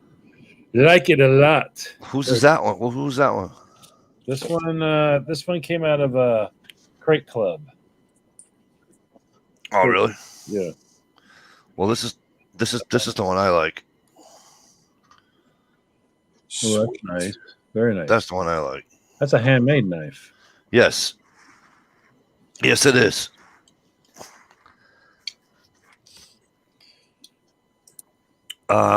Yep, you got to cook them well done. Be right Yes, back. you do. Wild boar tastes like a cross between pork and beef. That is correct. Wild boar.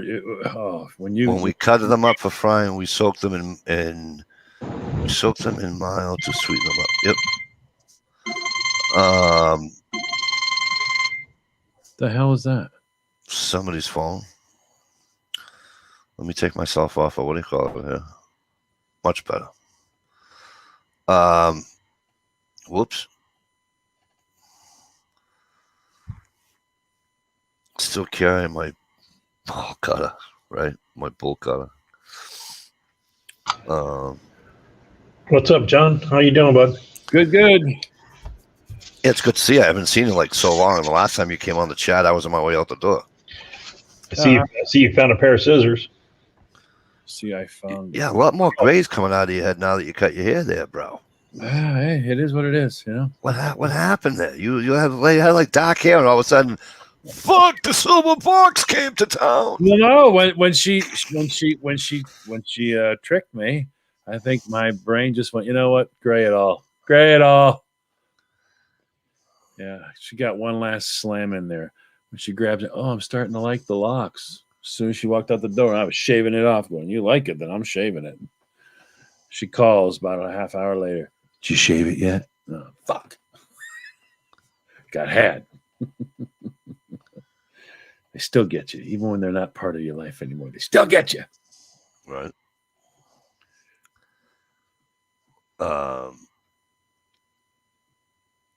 Yeah, you gotta cook them well. Well, yeah. Once you get a taste for wild boar, though, it's good. It's good. Yeah. It's good. Now the rumor is I have not hunted it. I've eaten wild boar, but the rumor that I was told was not necessarily a rumor. Some of the guys I know that did the hunting, they said you have to hunt it at certain times. If not, he said one guy just told me it could be full of worms. I didn't understand how that was, but apparently that's one of the things they bitch about. Well, yeah, Kind of they like, can get well, I full mean, of worms. other animals are that way too, like They squirrels. can get full of worms. Like you gotta, like if you have one as you're gonna raise one to slaughter it, right in your backyard, you have to give it what do you call it in its feed, in its protein feed that you're gonna give them. Yeah, but, I mean, there's you have to give them what do you call it so they don't get worms. you hunt squirrels and you can't do this. Yeah, you can get It's got to be squirrels. like after there's so many freezes or whatever, so many frosts or whatever before Yeah. what they call warbles or whatever are gone. Something like that. Yeah, I know they were telling me, well, you hunt them. Apparently, they're so bad that you hunt them year round. But if you're going to be eating them, you hunt them in a certain time. Because if not, he's telling me they're full of worms. So I've never hunted them, so I can't. I haven't hunted either, but I've eaten them. He's given me so much. I mean, good God almighty, especially like down in Texas and Florida. Apparently, they're like, they're just running amok. They're everywhere. Yeah, well, before you got here, I was telling the guys that I saw this video. There's this guy, his wife hasn't bought pork in 15 years. Oh, I bet. He goes out in the woods and shoots a pig anytime when he runs out, before he runs out of pork. He goes out, shoots a pig, comes back. Yeah, apparently there's no season, there's no nothing. And they do all their own stuff. They don't send it to a butcher. They do their hams by themselves. They cure everything by themselves, and it's the way it was done for years and years. Years. I know. And years. Well, we got busy as society, but people call it we got busy. I call it we got fucking lazy. That's just me. That's me all. Included. I'm no different than anybody else. Lazy. I'm no different than anybody else. But I consider it we got fucking lazy. It is. You know why we got lazy? We have drive-through fucking marriages. Yep. You have drive-through fucking for your coffee, for your food, for every other goddamn. I'm not joking. I'm being serious. Yeah, it's something else. Some people call it convenience. I call it laziness. Well, I mean, we fun. People were laughing at me the other day. They were like, "What do you mean? I've already got 300 plants growing right now, and it's not enough because I do the whole year of every herb I want for the whole year. I do now, everything for the whole year. I'll dry everything myself and all that because I don't want to pay those. For me, I'm just cheap, and it's like I pay $1 for a pack of seeds, and I wind up with like 25 basil plants that I can take care of and get them all ready for the year. And I have enough basil for 2 years. That's what my wife does. I spent $1. And people are like, oh, well, you just buy it. Why would I buy it at the damn store? It's already been, how long ago did they dry it? You know what I mean? It's only got a really good shelf life for like about a year. But when you buy one in the store, I mean, how do you even know? It could already be past its year. Right. Hey, Gil, what's up, kid? Yeah, no, and it's, and hey, anybody ever know about what was the spice you just named? Basil. Basil, right? Do you guys know that keeps away mosquitoes? Yeah. Yep. There now, I have the lady the Nona that I had to borrow Nona because I'm not Italian. I'm Irish and German, but my grandparents left me with a family, the Anania family, who these guys they're all through their family. It was hilarious. I had never heard of such a thing, of keeping a basil plant alive for like generations. I'd never even heard of such a thing before. Really? Didn't even know you could do it. But apparently in the 1920s, she did a cutting and came to America. And that plant has gone on every single year. It's been redone, done the cuttings, and it's over 100 years old. It's sitting. Really? It's in my house right now, Mikey. Sitting in my house right now. I'm doing the cutting. They were going to get rid of it. I was like, no. She showed me how to do it. Now, I can't attest that it's 100 years old, but I can attest that it's my age because I saw the plant when I was a child. And this thing, I mean, it was almost gone when I got it. I mean, it literally, it's brown sticks, Mikey, with a couple leaves left. I got it to where it shot out some stems where at least I had 2 lubs on them, which is what she taught me. And then I did my cut, and now those are sitting in there as the cuttings. And if they take and they root, then it'll go on again, and I'll have that one every year. But yeah, she does 4 every year, gives 1 away, harvests 2 of them, and then keeps the 1. And every year before Christmas, she would take the cuttings and do she puts them in the water and all that, so they will go ahead and reroot, and then she plants those. So every year it's the same plant that goes on every year.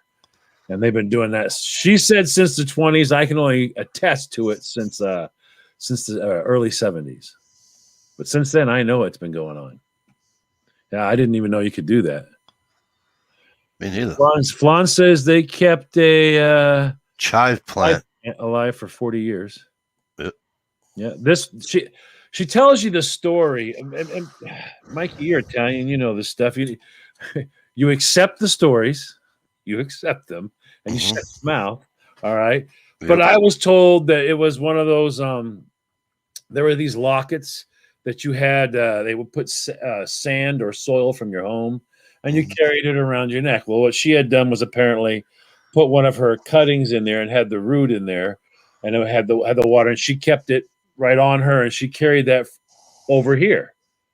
Probably. She carried it over to here. It made it. And then the roots were all good to go. She got here, she planted it, and that's the same plant.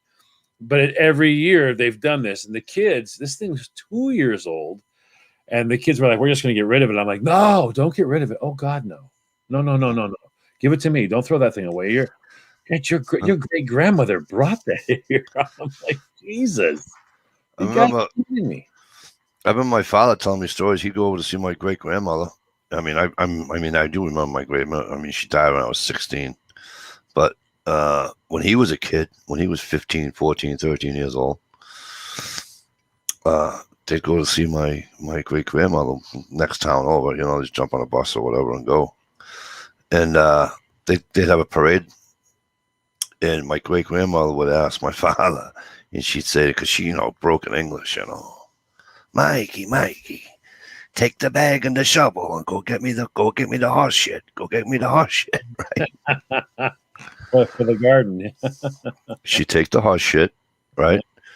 She would take, like my grandfather would be cutting up whatever, he'd be fixing a fence, whatever he'd be cutting up. He always put it in a bag for her, right? And then she takes scraps from the table. She did it down. She made it, what do you call it, downstairs in the basement. Compost. Yeah, compost pile downstairs. She did a compost pretty much down the basement in a bag in a trash can, pretty much. Oh no, it works. And she'd take the horse manure, mix it with the sawdust, put the food in there, mix that all up. They only have a very, very, very small yard, so he wasn't getting any grass clippings or anything like that, right? And the rest of the yard was all tomato plants and basil and whatever else she fucking grew. But my father said the fucking tomatoes that come out like this, and they were just fucking beautiful, Well, and it's like Caroline always told me that, she was like, the world's changing. And this is back in the 70s. She would tell me the world's changing. Like, people are stupid. She's like, wait a minute. You go on. She never went to a grocery store. She hated grocery stores. She would go to, if they had a market, an open air market, or she'd go to, back in those days, we had a meat store. You had a butcher. Right. You went to a butcher for your butcher. You went to and people think, well, you had to go to the store and get milk. No, you did not go. No, you didn't. Milk came to your front door. Came to your front door. It still does here in my town. It came to the front door. You could get certain cheese there. You could get eggs there. Yep. It all came right to the front door. That was the way that worked. You had a milkman, and he came to the front door.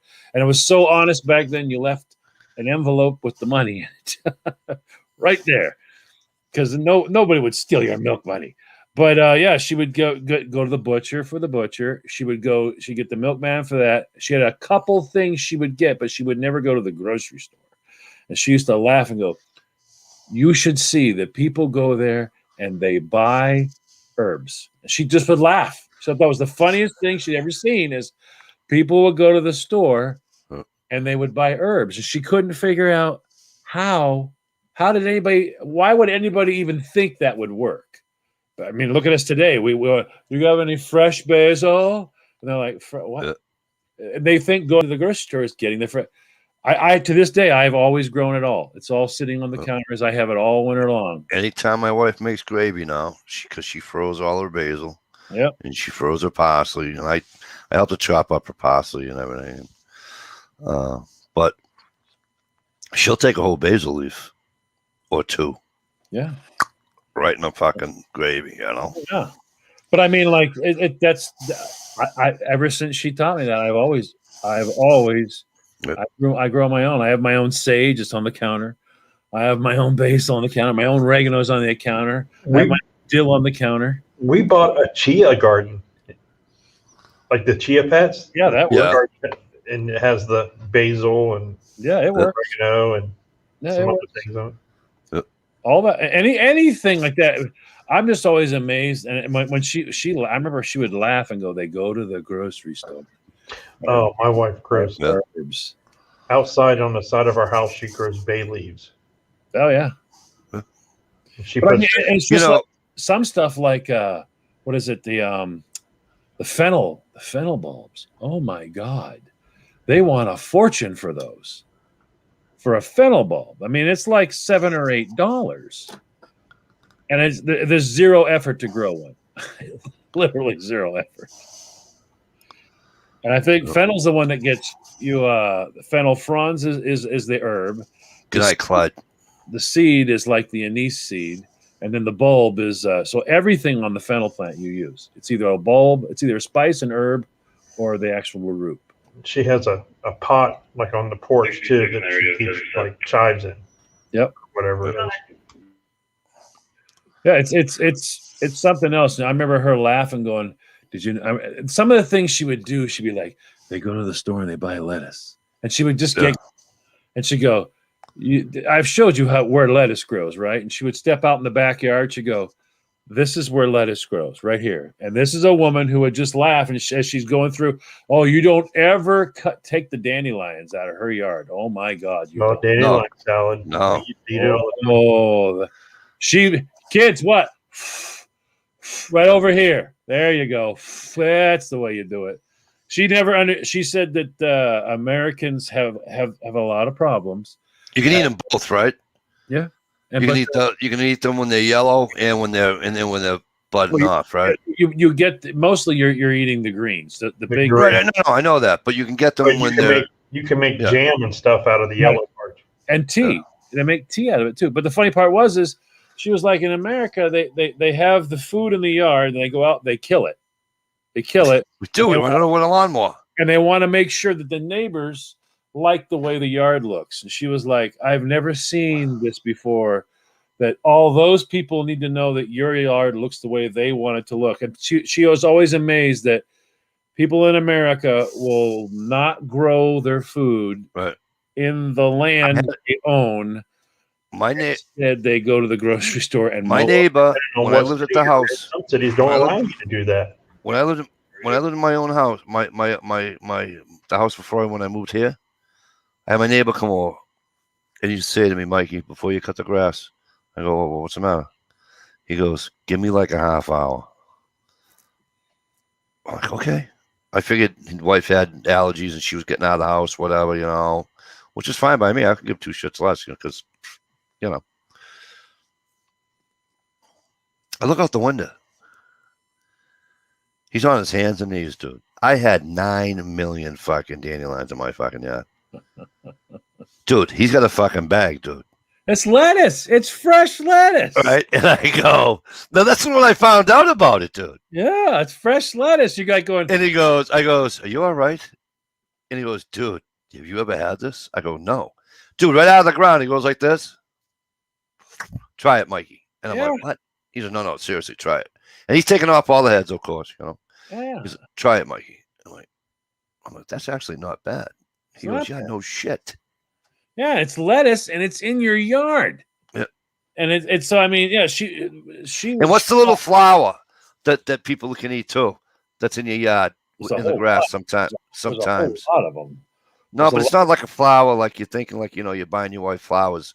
It's it comes out like almost like white, and it only has like 3 little things on it. It's wicked small. Talking about the little onion, like or the garlic, the wild garlic.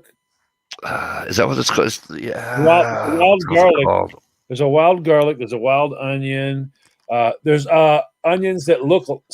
They're not quite like dandelions, but they look a little bit like them. They're called. No, they're tall and stringy. Look like spaghetti on green spaghetti, right? Yeah. No, not those. Ramps. They're ramps. These are short. I'll have to take a picture next time I see one. Yeah. Yep. I mean, she taught me so much of that stuff. I mean, clover. No, it's not clover, Timberwookie. You can't. Yeah, clover is good though. Yeah, but he said it's almost time for his mushroom picking too. Yeah. That's the only one I'm no good at. That's the one that. Yeah. I'm not either. My brother just got into it last year, and I'm learning from him too. But we walk out there with the phones and the book, and we're like this. Can I eat that? See, it makes the hen one. Hey, take a Joe. The hen one's easy to identify. Yep. Yeah, the morel is a pretty easy one to identify. But after you start getting into the other stuff, to me, it's like, I'd be a little nervous. I don't want to. Yep. I'm not swift enough on that one there. Yeah. But I mean, good Lord, she taught me so much of that shit. I was always amazed at the way she looked at things, because she, in her world, why would you ever have a lawn? It's stupid. Yeah. Why would you have a lawn? It doesn't make sense. County line logging makes dandelion wine. I wish you told me that, bro, because I am not joking when I say there's a million of these fuckers out in my yard. Because I go to spray them, and my other neighbor would be like, you can't put the chemicals on the ground. What's the matter with you, Mike? And I'm like, really? It's a fucking weed. No, it's lettuce. And then the guy on the other side's like, yeah, don't put any chemicals on the lawn, Mike. Well, don't do that. Because so now I just let it grow. Like, I give a shit. Well, yeah. They're only there for fucking. But the thing is when you it's not like they're there all year round. Right, but when you stop and think about it, if you really stop and go, why do I spend all this money on poisoning the grass and poisoning all that? Why am I doing that? It's not for you. I mean, there's really not a lot of people that go out, walk outside and go, see that? That was worth it. They just spent $98 dumping that, and like, you don't have kids that run around in the grass anymore. So yeah, I think you're right. Wild. I think it's wild violet. I was trying to explain. Okay, all right, yeah. But dandelion wine, Jesus Christ, County Logging. I wish I knew. I'm not even joking. I just sent you every fucking head there was. Well, yeah, and then you got fiddlehead in the beginning. Like right now, we're getting ready to come into fiddlehead. Yeah, but I thought Mother's Day was fiddlehead season around here. We're getting ready to come into it. We're getting ready. Yeah. It's gonna. You're gonna start seeing them here shortly there, and that's nothing more than now stupid ferns. When I was growing up, you never heard a thing about fiddleheads. Not a goddamn thing. So where I grew up, you didn't hear a goddamn thing about them, right? Now, you have Demoulas, Market Basket, buying fiddleheads off farms up here in the Northeast. Oh, yeah. Okay. And they're selling their fiddleheads. And you know what? You can't, when they're there, grab them, grab 3, grab 4, because they're gone. Oh, yeah. They're gone. But the thing is now, I mean, it's like, I don't know. People are grabbing everything. That's why I started growing my stuff myself now. I mean, I have it on the deck. I have it in the side yards, on this side yards, the whole back. I have one little spot set up for the grandkids. Yep. That's yours. Every other inch of this place, every freaking inch of it will be a growing area, because I don't see it. I agree. I have no reason why. I don't need my yard to be anything for those guys or the people that drive by. I don't give a rat's ass. That's what you taught me was, you've got a piece of property. Use it to sustain your family. Kia was saying that he remembers watching Working Class Woodsman doing a video on gathering them. Yep. He still gathers them. Oh, he gathers mushrooms. He gathers fiddleheads. He grabs whatever he can. Hey, Red Rooster, what's going on? 57 Red Rooster, what's going on? And my bad, Uncle Kyle, hope things are well. Hey, Uncle Cal. Is he in here? I didn't see it. No, I just showed him up because he listens to Oh. every one of my chats the following day. Well, long time no see, Uncle Cal. Yeah.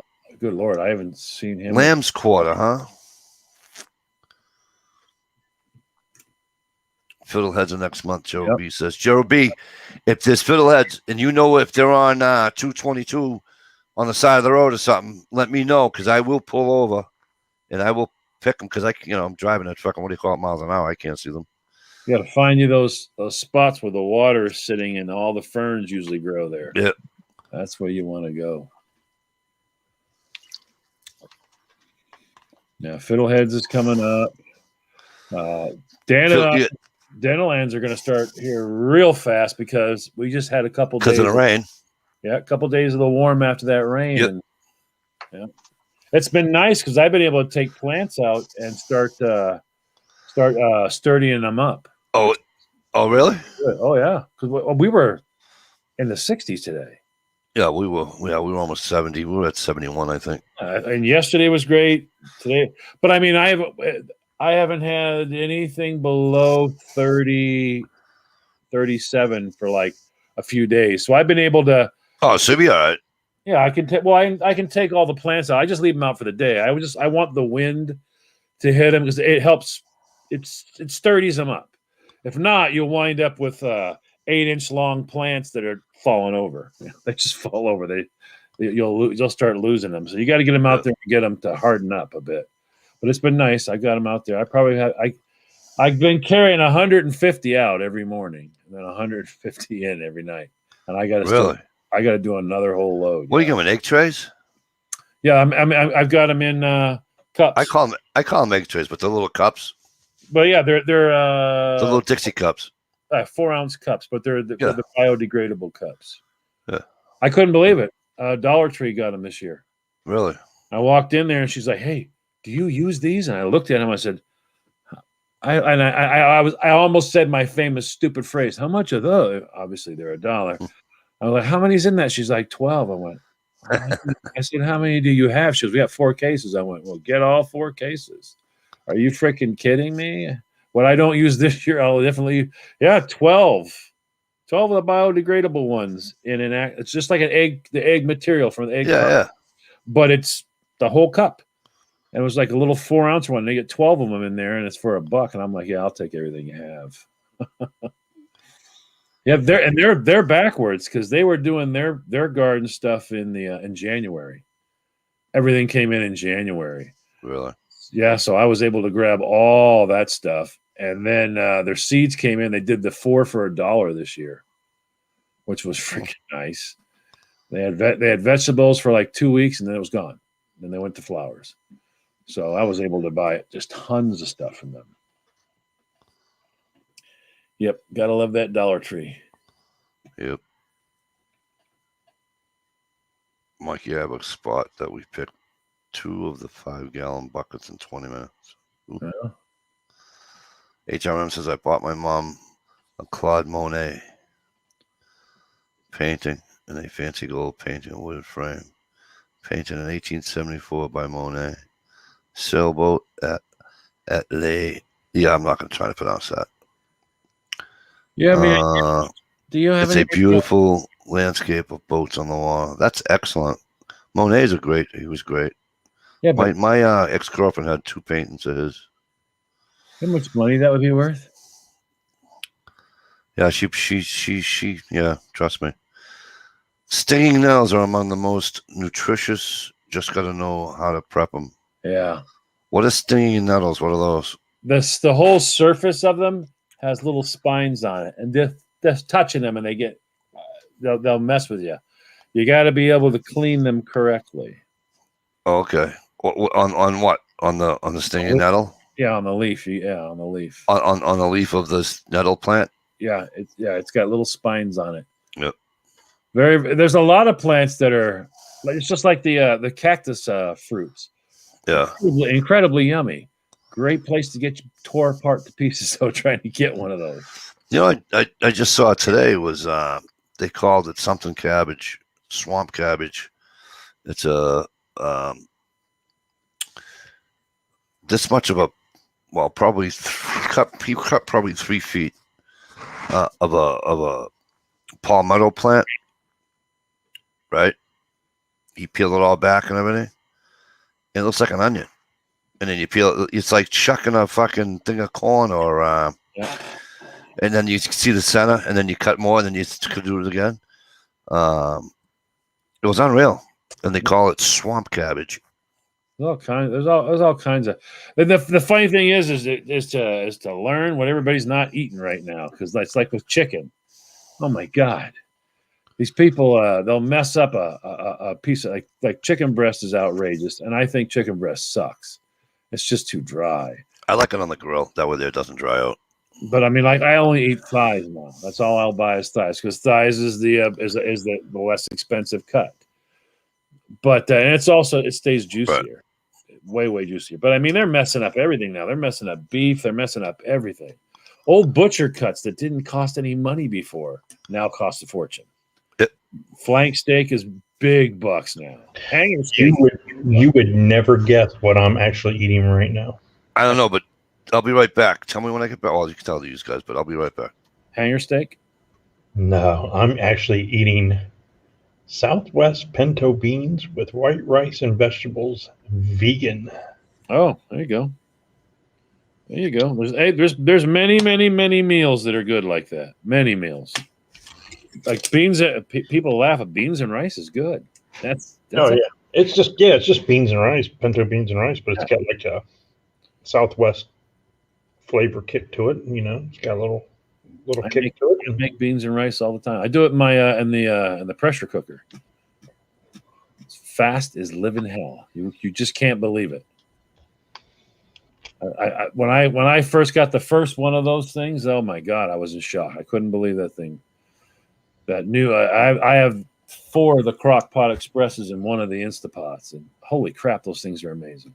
Yeah, we have the Instapot, and we can, like, my wife will make barbecue ribs in like 20 minutes. But yeah, that's it. But I mean, like, I'll take and put beans out of the bag, dry beans in one of them, fire it up. 20 minutes later, they're done. Oh, you don't even have to soak them? No soak. 20 minutes for pinto beans from the bag to in your mouth. 20 minutes. Do you put water in there or anything? Yeah, I actually have a video on my YouTube channel of me doing it with that machine. Yeah, it was hilarious. I couldn't believe it. I did lentils in 30 minutes from the bag. No, I watched your lentils video. Garbanzos I've done quite a few of those. I mean, when you realize that it's that fast, when you can take rice and put it in one of the pots, beans and put it in the other pot, and 20 minutes later you have rice and beans, and it's like, this should have took 25 hours. I should have had to soak them overnight. It should have been 25 hours, not 20 minutes, and it was done. 20 minutes flat, finished. And it drives whatever you flavor them with. It drives that flavor in. But see, I love pinto beans. I grew up. That was one of the meals here in New England that we called it a spring meal, because as you're people call it prepping. They can call it whatever they want, but up here in New England and Maine, where I'm at, we call it getting ready. You can and jar food as you grow it. That's right, because you get ready for winter. But as you come to spring, there's a downtime. It's actually the dangerous time, because you've eaten all winter, and now you're in spring and there's nothing. Spring is the bad time because you're waiting for stuff to grow. That's why you start so much stuff, and you make sure you do things that are fast. Whatever's got a fast turnover, because you're going to be doing that. So we always used beans and rice. That's the spring meal. That's what you're having. Beans and rice and cornbread, because now you're planting. Pinto beans with cornbread and some fried potatoes. Yep. Oh my gosh, y'all making me hungry. Y'all need to stop it. That and soaked apples. People still do that up here, but not in cities or any of that, because you get in trouble for it. But if you're up north further, they still put them in. they'll submerge one of the blue barrels. The big blue barrels with the tops on them. They'll cut holes all through it. They stick them under the water and they weight them down. So the brook won't freeze solid. Only the top will, and it stays underneath. It still stays moving. So it's super, super cold, and they're super, super fresh. So you'll have fresh apples in the spring.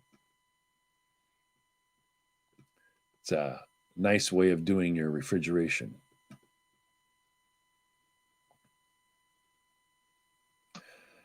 Fried potatoes and beans is making the Texas girl hungry. Yeah. It really is. You could tell us a few stories about some yum stuff. Well, we made deer burgers tonight. Oh, that's incredible. Getting harder and harder up here. I'll tell you what. We're not. Yeah, okay. So the funny thing about these deer burgers is we had done the patties and stuff back when we lived in Texas in 2016, but we used a vacuum sealer. Yep. Deep froze them. They were fucking delicious. Like I was expecting them to be like freezer burned or no, not if you vacuum seal your stuff. No, there's no air in it, so it can't get the freezer burn. And we did the freezer paper to separate the top and the bottom from the plastic. Yep. They were awesome. Yeah, that's probably one of the best things you can do is just get a little bit of the you can do the freezer paper, wax paper. You can use parchment paper if you want, but just giving them that little wrap and then putting them in there and vacuum seal them. I mean, I don't know how long you can get, but I have been one of those people that have been going around and going, "What the hell is that?" When I get down towards the bottom of the freezer, you're like, "What is that?" You lift it up and go, it'll say meat and the date on it. You go, well, I better either see if this is going to work or not. And as long as I've done the right stuff, wrapped it and then vacuum sealed it, every time it's been good. And it'll be like you said, yours was 5 years. So yeah, it can get a little bit. I had a roast that was 6 years old that was still fun. Perfect. Absolutely perfect. Couldn't believe it. Yeah, I was really amazed because usually when we process like the deer sausage and stuff, we do like double wrap with saran wrap and then do the freezer paper. Yep. And then mark it. But it never even makes it 6 months to a year in this house. We go through that so fast. But these deer burgers, that's exactly what happened. It got pushed to the back of the deep freeze. And when my parents moved from Texas to here, it just stayed in the deep freeze. They locked it up so it wouldn't move or open the doors during the drive and plugged it straight in when they got here. And oh my gosh, those were good. Oh yeah. I had the longest, the craziest one was I walked into one of the grocery stores. My buddy told me, "Hey, they don't have a limit, and these crazies are giving away turkeys and hams." And I went, "Well, what kind of ham is it?" He said, "It's a whole ham." I'm like, "You serious?" He went, "Yeah." So I got down there, and it was 19 cents a pound. Oof. And I'm like, "Well, son of a gun." So I bought like 6 turkeys and I think 10 hams. And stuff them away because I'll chop the hams into just chunks and I throw them in with my beans and all that because oh yeah, can't beat that. But one of the turkeys got left behind and I didn't notice it. I don't know. That sounds stupid. You didn't notice a freaking turkey, idiot? No, I did not. I have those milk crates. You know the gallon jugs go in. I keep milk crates like that in my freezer so I can just lift out stuff. And I don't have to like dig through. But one of them on the very, very bottom, I had no reason to get into it. And it had a turkey in it. And it was literally, I would say, 4 years. Ooh. And I pulled that bad boy out of there. And I had taken it out of its bag. All right. And I had wrapped it in the paper. And I had gone through and vacuum sealed it. So I had done it apparently good enough because when I thawed it, I thawed it for 3 days in the fridge, and then I went straight into a brine And then I cooked it up. She was absolutely immaculate. Absolutely perfect. Couldn't believe it. Yeah, after dealing with these burgers, anytime we go buy meat now, I'm gonna have to go get some more freezer bags because that's gonna be the way to do it. Oh, yeah. It was awesome. We had I had bear, and the way the butcher did it with his mix, because it was Hamburg, and with his spot, you can't even taste that it was a game animal. You know what I'm saying? And Bear's good. we were just up north, right? I was up Maine last weekend, Thursday, Friday, Saturday. I come home last Sunday. I come home Easter Sunday, and Saturday night we had deer. We had a guy there that shot an elk out in Colorado, and I love it. but here's the thing, right? Now, deer hunting season. This past deer hunting season, this guy brings up this thing. I don't ask me what it is because I don't know. And so now everything is in the what do you call it? The plastic. Not freezer bags. The ones that the vacuum seal bags. The vacuum seal bags, right? And they're already thawed, right? You put them in a pot of water. Oh, okay? Yeah, I know. You take this thing. It's a sous vide. You take this thing, you stick it in a pot of water. Yeah. You set it. He set it for 130 degrees. Yeah. Now this thing's not gonna. It's not gonna burn. It's not gonna go over 130. That can sit in your pot all day long. Yeah. You're at work for 9 hours. It's gonna read 130 degrees. Yeah. It's what all your fancy restaurants and how the fancy restaurants can get a steak to your plate in a matter of minutes. As they have those sous vides running in those fancy restaurants, the steak will stay at 129. Right. And it'll be there all day. And all they literally do is open the bag, pull it off, and throw her on there, and now cook it to the doneness you want it. Right. And then, so what he did is that you take it out, and then you just put it in a pan, and you sear it. Of course, and you can add, you add all your spices, whatever. Anyway, and then you just sear it. And I'm telling you, for a guy, I'll make fun of myself. For a guy with like 3 teeth in his mouth, right? I had no problem eating it. Here's the problem I had, and I did. I'm like, fuck. He's like, what's the matter? I goes, well, it tastes like I got it at the store. He goes, isn't that good? And I go, no.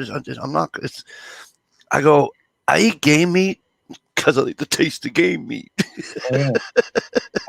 I'm putting what it's called in the chat, so you'll be able to see that. It looks very, very strange when you see that. I put it on an internal. Is that what it is? Yeah, sous vide. Yeah, well, it's called sous vide. Sous vide. Sous vide. Hey, sous vide. Yeah, it's actually it's hoity-toity and all that, but it actually has a purpose, and it will actually work. It works really, really well, very, very well. I mean, it some of the things it'll do. If you have an issue with, like, I met a guy who had a real issue with eggs. He uses lots of them, and he's like, but they're always overcooked. I was like, get yourself a sous vide, because you can go, what doneness do I want that egg at? The exact temperature I want that egg at. I should buy one. They're about around $115 for a decent one. But what's cool is you can literally, Mikey, like you were saying, and that's what you can do. You vacuum seal your food, right? Vacuum seal it. Mm-hmm. All right, but you don't have to do a full vacuum on it because you just got to make sure it's waterproof. And you get yourself one of those clear containers they have at the cooking stores. Just one of the big clear containers. All right, you set your sous vide in it with the water, drop it in it, and you can leave. You can leave. Go do what you want to do, and though whatever you put in there will be exactly at that temperature and never go 1 degree above it the entire time. And then when you come home, you have meat that's at 129 degrees. Actually, they have a whole bunch of them. Welcome back, Steve. We're talking about food. But the one that he used, Typical. the one that he used, The one that he used looks like that one because it was a plug in the wall, so it wasn't like it was what do you call it? Most are plug-in. Most of them are plug-in. Yeah. Well, I don't think it was the one you can set with your phone, but Well, those are dude. those are novelty things. Yeah. But I'll tell you what, Tender, dude. Hey, Timber Wookie, how are you?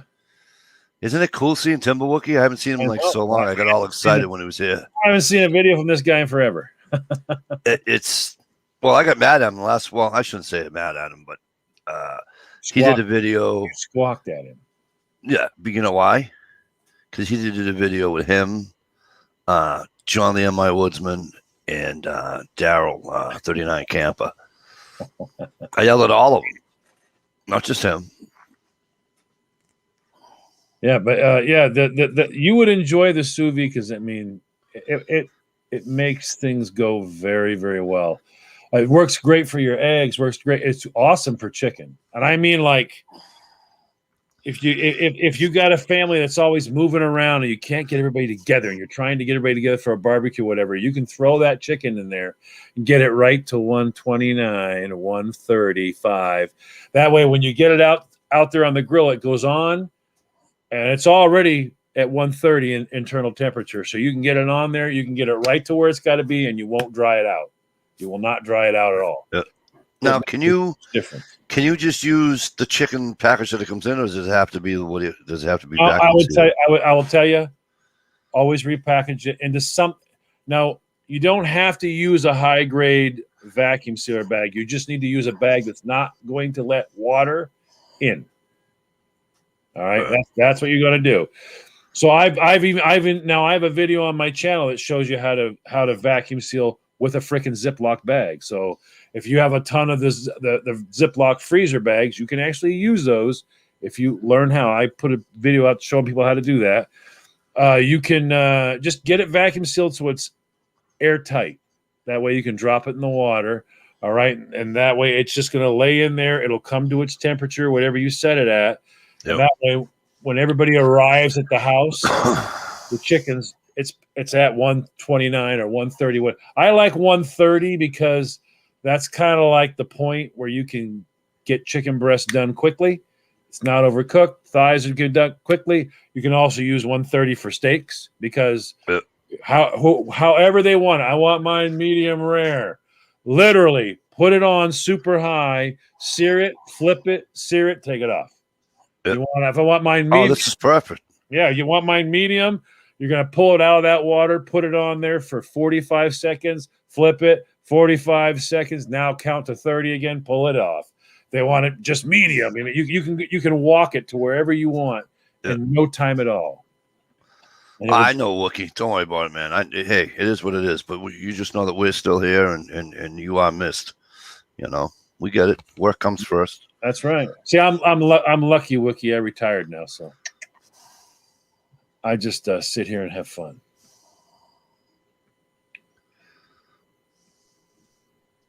Yeah, you're retired, all right. Yep.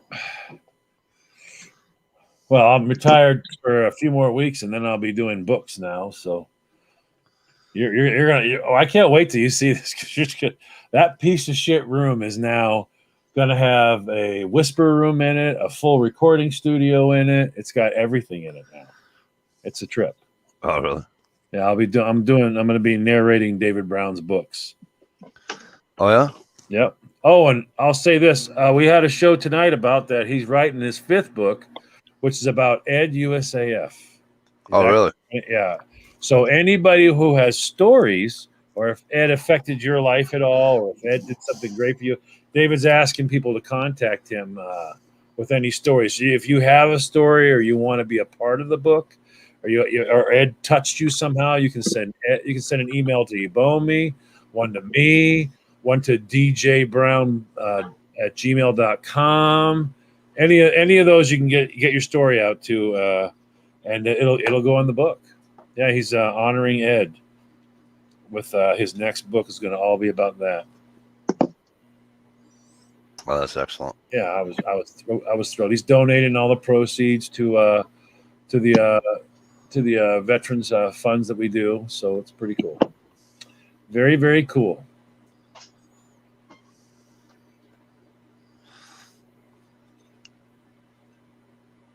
We don't want 6 days come summer.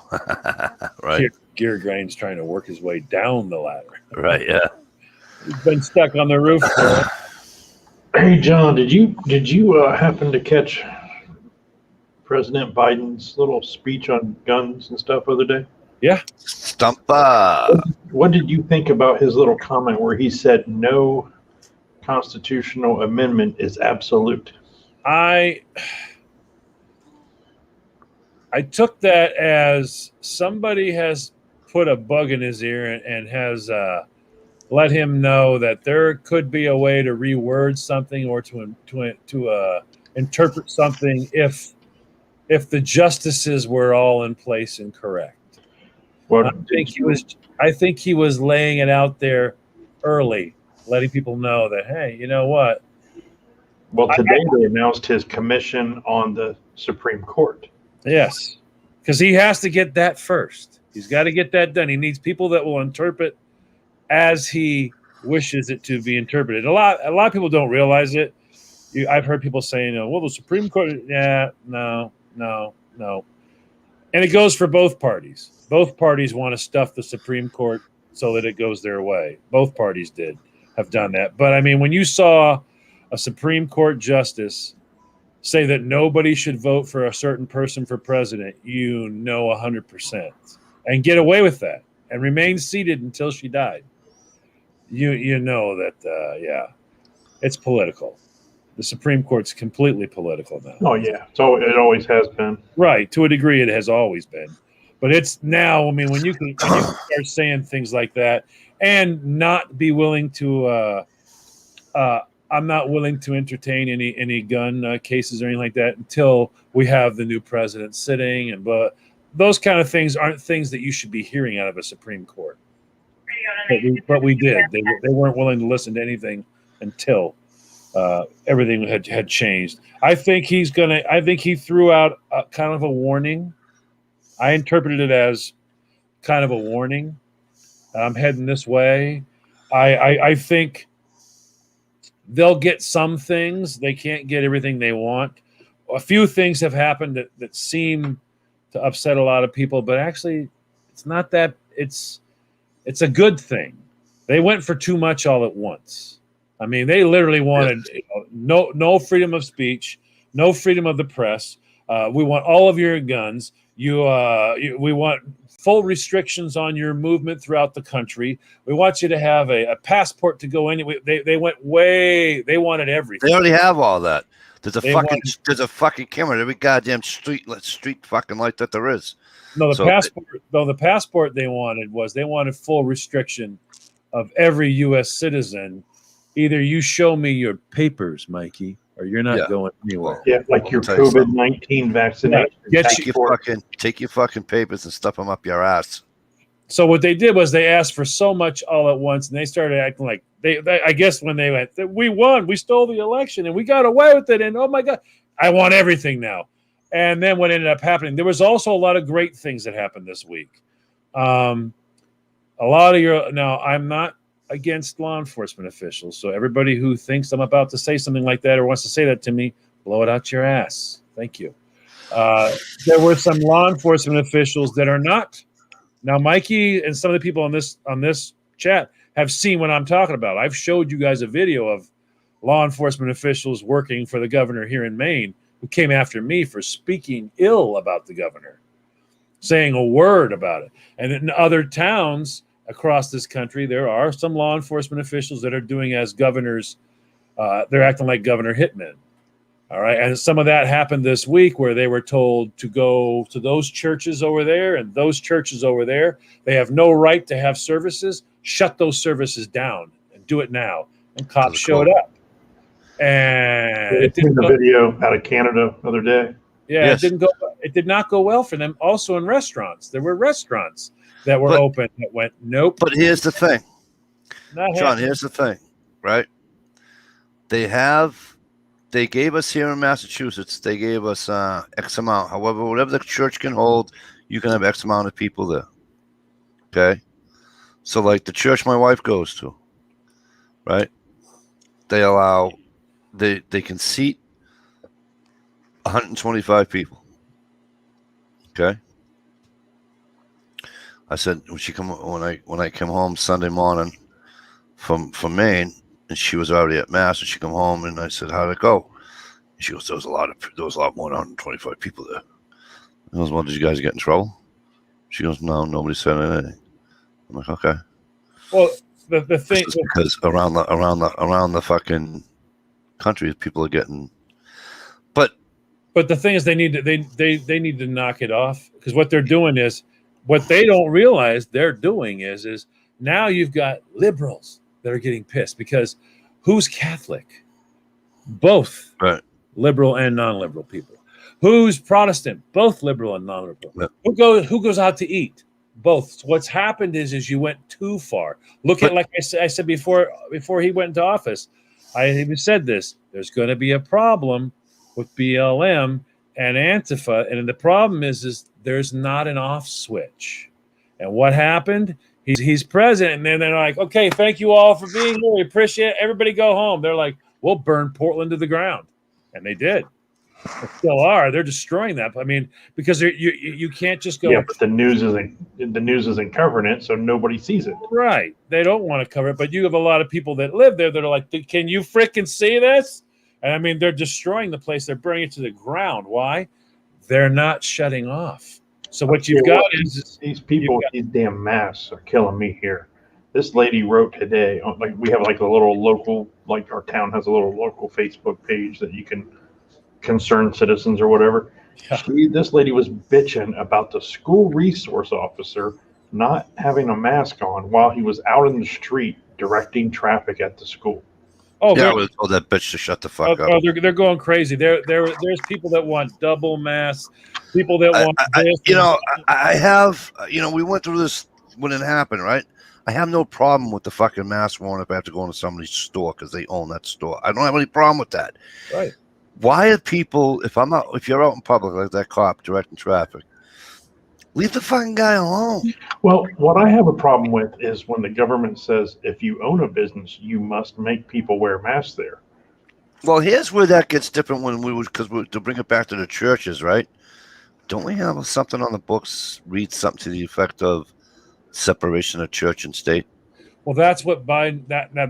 You just did a perfect segue back to where the conversation started at, as where Biden stepped forward and said, "Constitution, smonstitution." He doesn't really give a crap. They don't care. He is now saying it's an antiquated piece of paper. It's The Vatican, for the Catholics out there, the Vatican was doing it to be nice.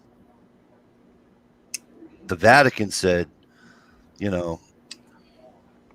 whatever your thing's going to be it, so be it. Because they didn't want heat on them. Well, how come? The Vatican has to be quiet right now. Anyways, they can't. Right. They need so to. But if you notice, they had a bunch of people there. Because it's always on the news, right? St. Peter's Square, and they had people there too for Easter. So you know what? My thing is that I it's designed. It's designed to pit people against. It's like I was here one night on this chat, watching you be pitted against somebody on this chat. That's the mission and the goal that I have. Well, you were upset because somebody had made a comment about the you were upset about the mask. Someone had made a comment. You got pissed off. It was because I probably did. I can't say what was said because I don't recall, but the way it was presented to you upset you. So you defended yourself. It was probably because on the masks, and I haven't deviated from how I feel. It's just the exact same way as gun laws, right? So if a store owner like Target says, no guns allowed, they're not ruining your second amendment because it's not a public place, it's a private place. Right. A Target, a Walmart, all these stores aren't public places. Right, but in the same time, They own it. that store should be able to decide if they want to require masks. Well, what they're saying, but your states are doing this on their own. When they put it out there, there's nothing that can be done because you have a food license. This is where it all gets sticky. You have a food license, okay? You have you have what they call the CO, the certificate of occupancy. All right. Then you have an operational business license. All right. Then you have other licenses that have to do with, do you have the proper fire protection? Do you have elevated fire protection? Is it a visible? And those licenses need to be re-upped. That's right. And when you go to re-up and you're like, well, wait a minute, you were open during COVID because we asked you to, only have a certain amount of people in your store or at one time, because there's still those around here, we're only allowing 20 people in the store at once, and you still have to wear a mask. So those signs are still there and they're abiding by it. Right. And so if you don't, and you say, okay, you welcome to my store, you don't need a fucking mask on. And then you go to fucking re-up one of those licenses or all those licenses, guess what? They're going to fucking break your balls and make you fucking climb Mount Everest before you fucking get it. There's a gun shop here that doesn't require you to have a mask on. None of the employees wear them. Nobody wears them when they go in. Right. And it just takes one Karen, Right. to go in there and do it. And then they have a problem. But the thing is, though, is it's the business. That's that business. Right. But if you've got if you're a national chain like a Target or a Walmart, you're dealing 50 stores now, and you're dealing with, now you've got federal crap. All right. You got, do you want me to get a flashlight and take a look inside of every one of your damn employees' assholes, and let's find out who's legal, who's not legal? Do you have every piece of paper is perfect and done? There's nothing there. Not one tiny little out of place issue. I forget what it was called. It was just coming into play when I was ending my management career. There's a certain form that has to go into the government. I can't recall what it is. Anybody who's in retail, it's a form that has to have. I have to verify your social, verify your passport, verify that. Has to be done. I got to send it in to the feds. It doesn't matter if you're a U.S. citizen or not. They don't give a shit. This form has to be done. And it's got a number to it. I can't remember what it was, L7 or whatever the hell it was. But those forms right there, one thing can be out of place. Anything. You capitalized something that shouldn't have been capitalized. Now there's a question. Is that a middle initial? That's it. That stuff gets kicked back. And they can start making your life hell by having all these forms get kicked back. Now that worker has to be stopped. We need to have that worker looked at. They can make your life, like Mikey said, a living hell. And while you're going through living hell, by the way, you're closed. Right. You're not open. Now, I've been up in a couple of stores up in Maine where Cherubi is. And, the small mom and pop stores, they're not, you know what I mean? They're not great, big, huge supermarkets, grocery stores, whatever the fuck you want to call them. All right. And you go in, half the people have masks on, half the people don't. And I'm in there getting a breakfast sandwich and, and something to drink. And nobody gives a shit.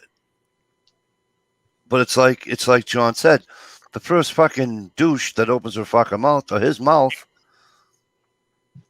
and now you're talking in a rural area, you're not talking a metropolis of a fucking, so they're going to get hurt, but they're doing pretty well. Now you come down here and do it. Well, every time you're in the fucking store, there's fucking 10 Karens in there. Yeah, and you guys have a hotline. Oh, we do. And that's not a joke, folks. Folks, that's not a joke. We in Massachusetts have a hotline. I think it's star 311 or something like that. Yeah. Okay. Tell on everybody. Not even joking. Not even joking. They have a narco hotline. You see something that they didn't do right, you go ahead and let us know. Well, but see, and that's the other thing is some of the small businesses, and it sucks, but some people get so pissed and all that, and they got to calm down because, You might say someone like Gunpowder Beauty and her hubby there. They got kids. Started a little business. They got it going. COVID happens. She wasn't ready for it. He wasn't ready for it. Kids weren't ready for it, but it happened. And now they're back on their feet. They made it. They made it through. Okay. Now they're open again. They got the back bills paid. It looks there's a light at the end of the tunnel, and they're pretty sure it's not a train. All right. And then you start getting asshats that walk in and start demanding, guys, just put the mask on, please. Please put it on. I got a family to take care of here. I'm just trying to run my store. All right. And they're aware if they get caught, they're in It's $100. I think it's $100 fine or $300. It's worse than that. Something along that in the state of Massachusetts. It's worse than that. In some places, they'll close you down for a while until they go in and investigate and make sure everything's good to go. And now some of these little stores, I mean, they made it, all right, but they can't do any more 2 weeks down. They can't. They just 2 weeks down is I'm done. That's it. I'm filing for bankruptcy. All right. And then now what they're doing is they're pitting them against their customers. All right. Because now you might have a customer who's got an attitude. Hey, it's my right, man. Listen, come on. Just put it on while you're pick you. I have a right to now. That's what they want though. It's people like we had people around here, right? In my little complex here where I live. And there was somebody had a party, right? It was like 40, 50 people or whatever. But my wife didn't call, but she's like, Michael, they're having a party over there. So the fuck what? Who cares? They're not coming over here, right? Nope. They're not going to come over here and start talking to you or touch any of your shit, right? She goes, nope. Don't go lick anybody. You'll be fine. They're not going to touch my picnic table. She goes, nope. I said, then guess what? I go, rats, fuck what they're doing. I go, first of all, they're outside. I go, let them have fun. And she goes, oh, I know. She says, but I'm just saying she says, I'm not worried about that. She says, I'm more worried about the landlord and somebody calling the landlord saying, oh, there's fucking 50 people. I said, well, the first person that does deserves a smack on the fucking mouth. And sure as fuck, somebody called the fucking PD. PD came down, and I looked at I see the cop. He come over to me. He goes, "Did you call me?" And I go, "No." And I go, "Dude, just turn around. Nobody's getting hurt here. Nobody's doing nothing. They're just having a little gathering, And he says, "Oh, you're not supposed to." I goes, "Yeah, but you can't do anything by law, right?" He goes, "No." I says, "Have a great day. Leave him alone." Well, and that's this is somebody's home. This isn't a fucking store. This isn't a fucking, park. This isn't a fucking movie theater or a restaurant. This is somebody's fucking home. Let them be. And that's the problem we're getting into now is that now the tattletale lines and it was like when I was with Rhett. Me and Rhett went to the store. He wanted to go to Walmart to see if they had his pizzas again. So he's getting low, so I have to make sure I get him some. So we took off to go down there. I was like, okay, bud. And we don't usually do well there because they've got like guards. They try to find who.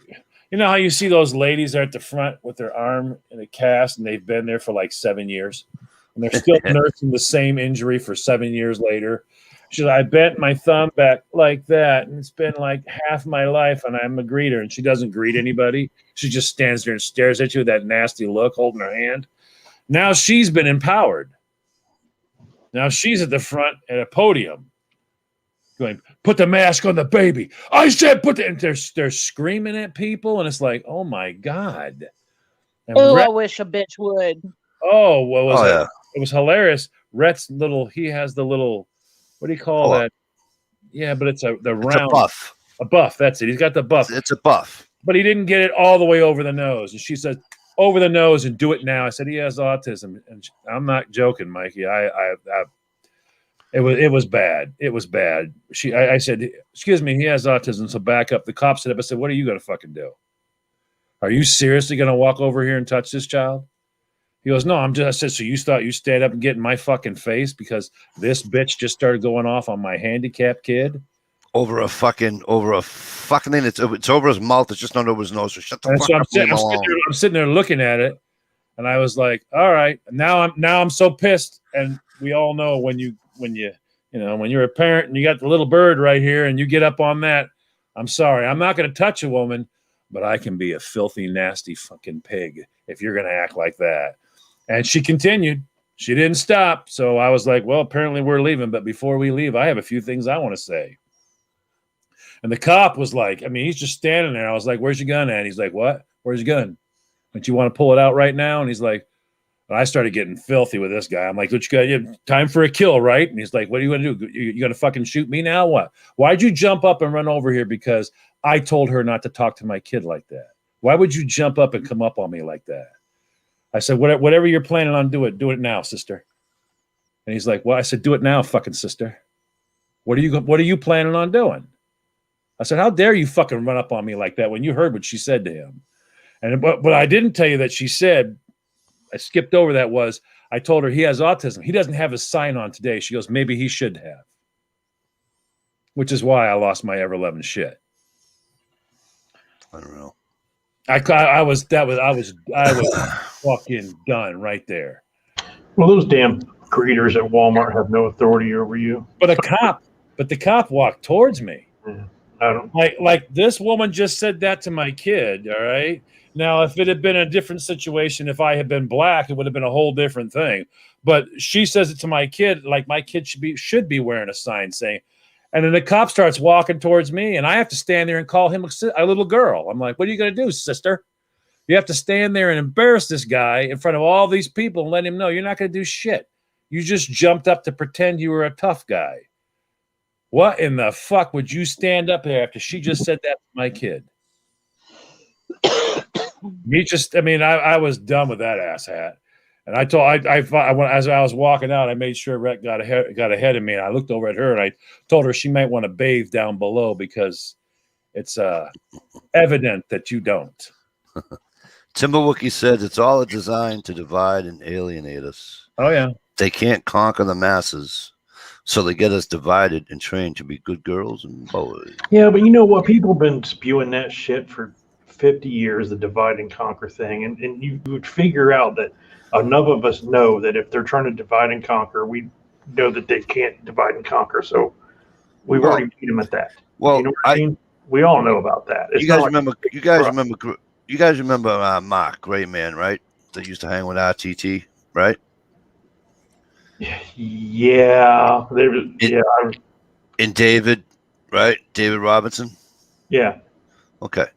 So he does a chat on Sunday nights, and I just came across. He's still around. Oh yeah, I just came across. Great Man Concepts. Yeah, Gray Man Concepts. So I just came across it, not this past Sunday. He was on, but I was out like a light. But the previous Sunday, and they were talking about what Timberwookie just said about dividing us, which they do, they try, but you know what? We're only divided anyways. And if you think about it, and this is what I said to them, is we're divided anyways. Some people are liberals, some people are fucking are conservative, some people aren't. I go, so we're divided anyways. We're divided because we have our own opinions. Well, yeah, the thing that made me mad is but that's what the thing is, though. But I think what Timberwookie's saying is that they want that wedge to be left in there. Although we all know damn right well that the pandemic never should have went fucking political, but it had to be because you had a fucking election in there. So too late.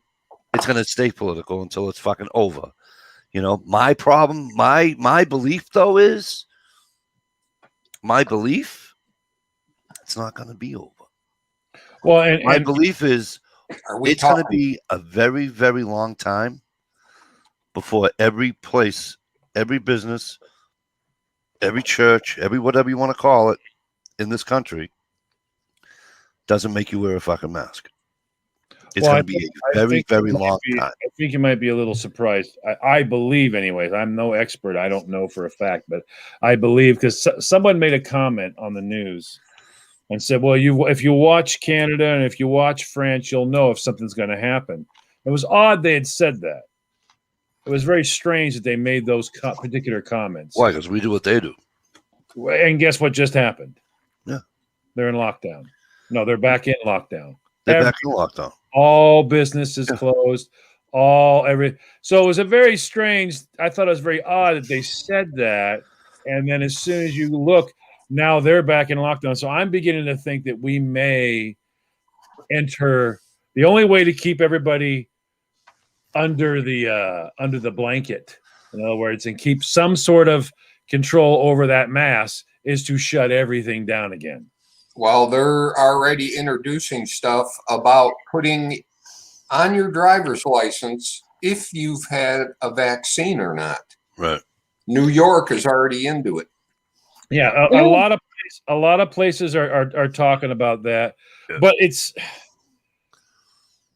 going to be difficult because you have to literally agree with 50 states that there is no more rights. You have to literally agree there are no more rights now.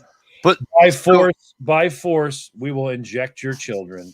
You have to strip all rights. At that point, you're stripping. Well, technically, you only need 38 states to go that route. I asked my father, right? I asked my dad. I go, how did they do it? I said, because I don't remember living through a fucking pandemic. Mike, right? Amanda's in the trunk. Oh, why doesn't it beep for the sixth person?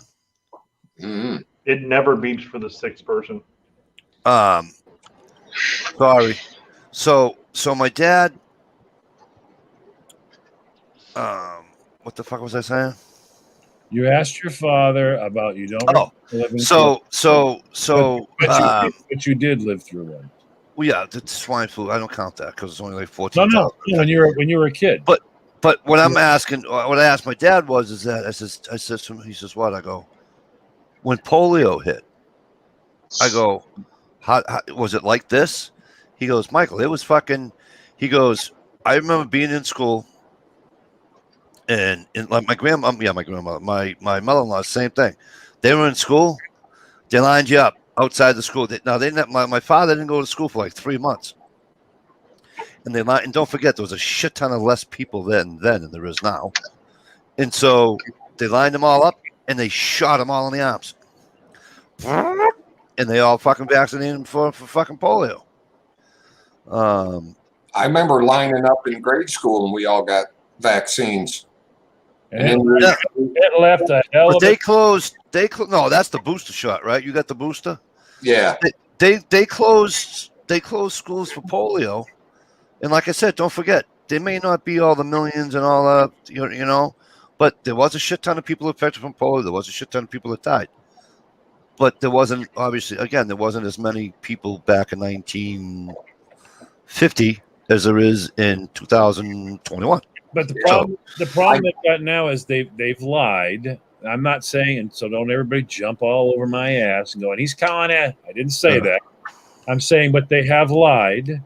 They've covered up information. And once you're lying and covering up information, people don't trust you anymore. And when a liar stands in a room and says, yeah, well, okay, well, it's associated. It's associated with COVID. Then you start finding out that hospitals that were supposed to be full were never full, but money was paid. So then you start seeing these lies that were happening, and then people are going, okay, we need a vaccine and we need it today. They go, hey, you know what? What? We have one. What, you have one today? Yeah, we have one. We have one. We have one today. And then you start talking about, 3.7 or 3.5, whatever it is, billion people being vaccinated twice for $1,400 a piece. You got to actually take 2,800 times 3.5 billion, whatever that is. Add the money up, all right, and realize how much money you're actually talking about, all right? And you got to start to realize when people look at that and they look at the lies and they look at this, they're not willing to line up. They're not willing to go stand in a line now and go get this, because the people that are telling us everything's okay are also the ones that were telling us the lies before, and they're caught. They're actually caught. Well, I was going to bring up the vaccine. And I'm not saying, by the way, people, that I'm not saying the vaccine's fake. I'm not saying COVID's not real. I'm simply saying there were people that were supposed to be telling us stuff. They're caught lying. There's no way to pretend they weren't lying. And now they're going, okay, really? But now this time, no, this time it is for real. We just magically found out the cure. It was really quick. Everything's cool. Now, and remember, vote for me, and I'll make sure as soon as I'm in office, there's a cure. How do you, huh? They've been trying to kill the COVID for 100 years, and they can't come up with it. But how can a guy say vote for me, and I guarantee you there'll be a cure, and then he wins, and there's a cure? Yeah. So now Actually, there's not a cure. It's. I understand. I do. I understand. I'm saying Well, cure, that's what I was going to say. cure is easier to understand for a lot of people. Well, I'll tell you, for all your sports fans, they were talking today. I listen to sports radio all the time, and they were talking today about how they haven't discussed it, but they were talking about it, but the owners haven't got together and decided, what the hell's going to go on. That if to get into their arenas, you're going to need your "I'm vaccinated" card. Right, and that's one of the things, though. That's one of the things. Now I'm torn. But no, I hope it goes. I'm torn between Nazi Germany, right, and not, because again it gets back to I hate to get back to it, but that's when it gets back to. Yeah. Except for two stadiums. There's two stadiums, especially in the NFL. I'm going to use the NFL as a thing, all right? Because I don't know about basketball, hockey, and all that, but I know for a fact, except for two stadiums in the NFL, they're all privately owned. The other two, Miami and Green Bay, are publicly owned. So therefore, they cannot ask for fucking papers and all that bullshit. I hope the other ones that are privately owned, now it gets back to, we want you to wear a mask. Can they ask for a card? I don't know. I hope they do. I would hope to think that they don't do that. How about this? Screw the NFL. We don't need the NFL. Actually, they do. That's why I'm saying. How about I this? hope they do it. I Here- hope they do it. Here, Go ahead. for those of you who know the Bible at least a little bit and have read Revelations, I am not getting the mark of the devil. I am not. You are not going to see it on my license. I am not going to get what everybody else is getting. And I'll tell you another thing. I watched one single video of a very well-known, renowned Italian doctor whose video is now removed from YouTube. And he was pleading with everyone to please not get the vaccine because he does believe it is in some form, just like COVID is genetically engineered. He believes that the vaccine will target the right genetic makeup of the person, and it's a kind of mass extermination plan. Well, it's funny you say that because there was a group of people back in 1980. Now, I don't know the name of the group of people. I can say what I think they are, but I don't know. And this is not a fake. So get ready to look up, you people, on your keyboard so you can see this. Is the state of Georgia involved in your?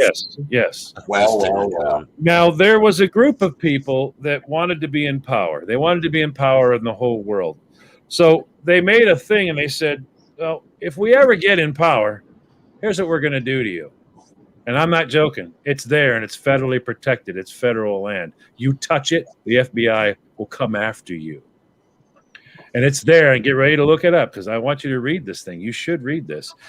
They said, here's a list of rules of what we're going to do to you if we ever get in charge. They put it in 10 different languages. I believe it's 10 different languages. Written in stone. Written in stone. Specifically written in stone, because that's the way it's going to be. And the first thing they wanted you to understand is there's too many people. Too many people as in like the entire world should have 500 million people total, and that's where we will take it. However it has to get there is however it's going to get there. Then they made sure they told you, we will rule every part of your life. We will rule your reproduction. We will rule your religion. You will speak the language we tell you to speak, and you will worship the God we give you. And they wrote this all down. And then they erected a giant monument. And they bought a piece of land in Georgia, and they stuck this there. All right. And they gave it to the United States. They gave it to the Georgia state first, or the Georgia county, whatever it was first. And at first it was like, what in the heck? But then it got vandalized because people were like, this is demonic. And it got vandalized. And then it went under the protection of the feds. Then cameras were put there to monitor it 24 hours a day. It's called the Georgia Guidestones.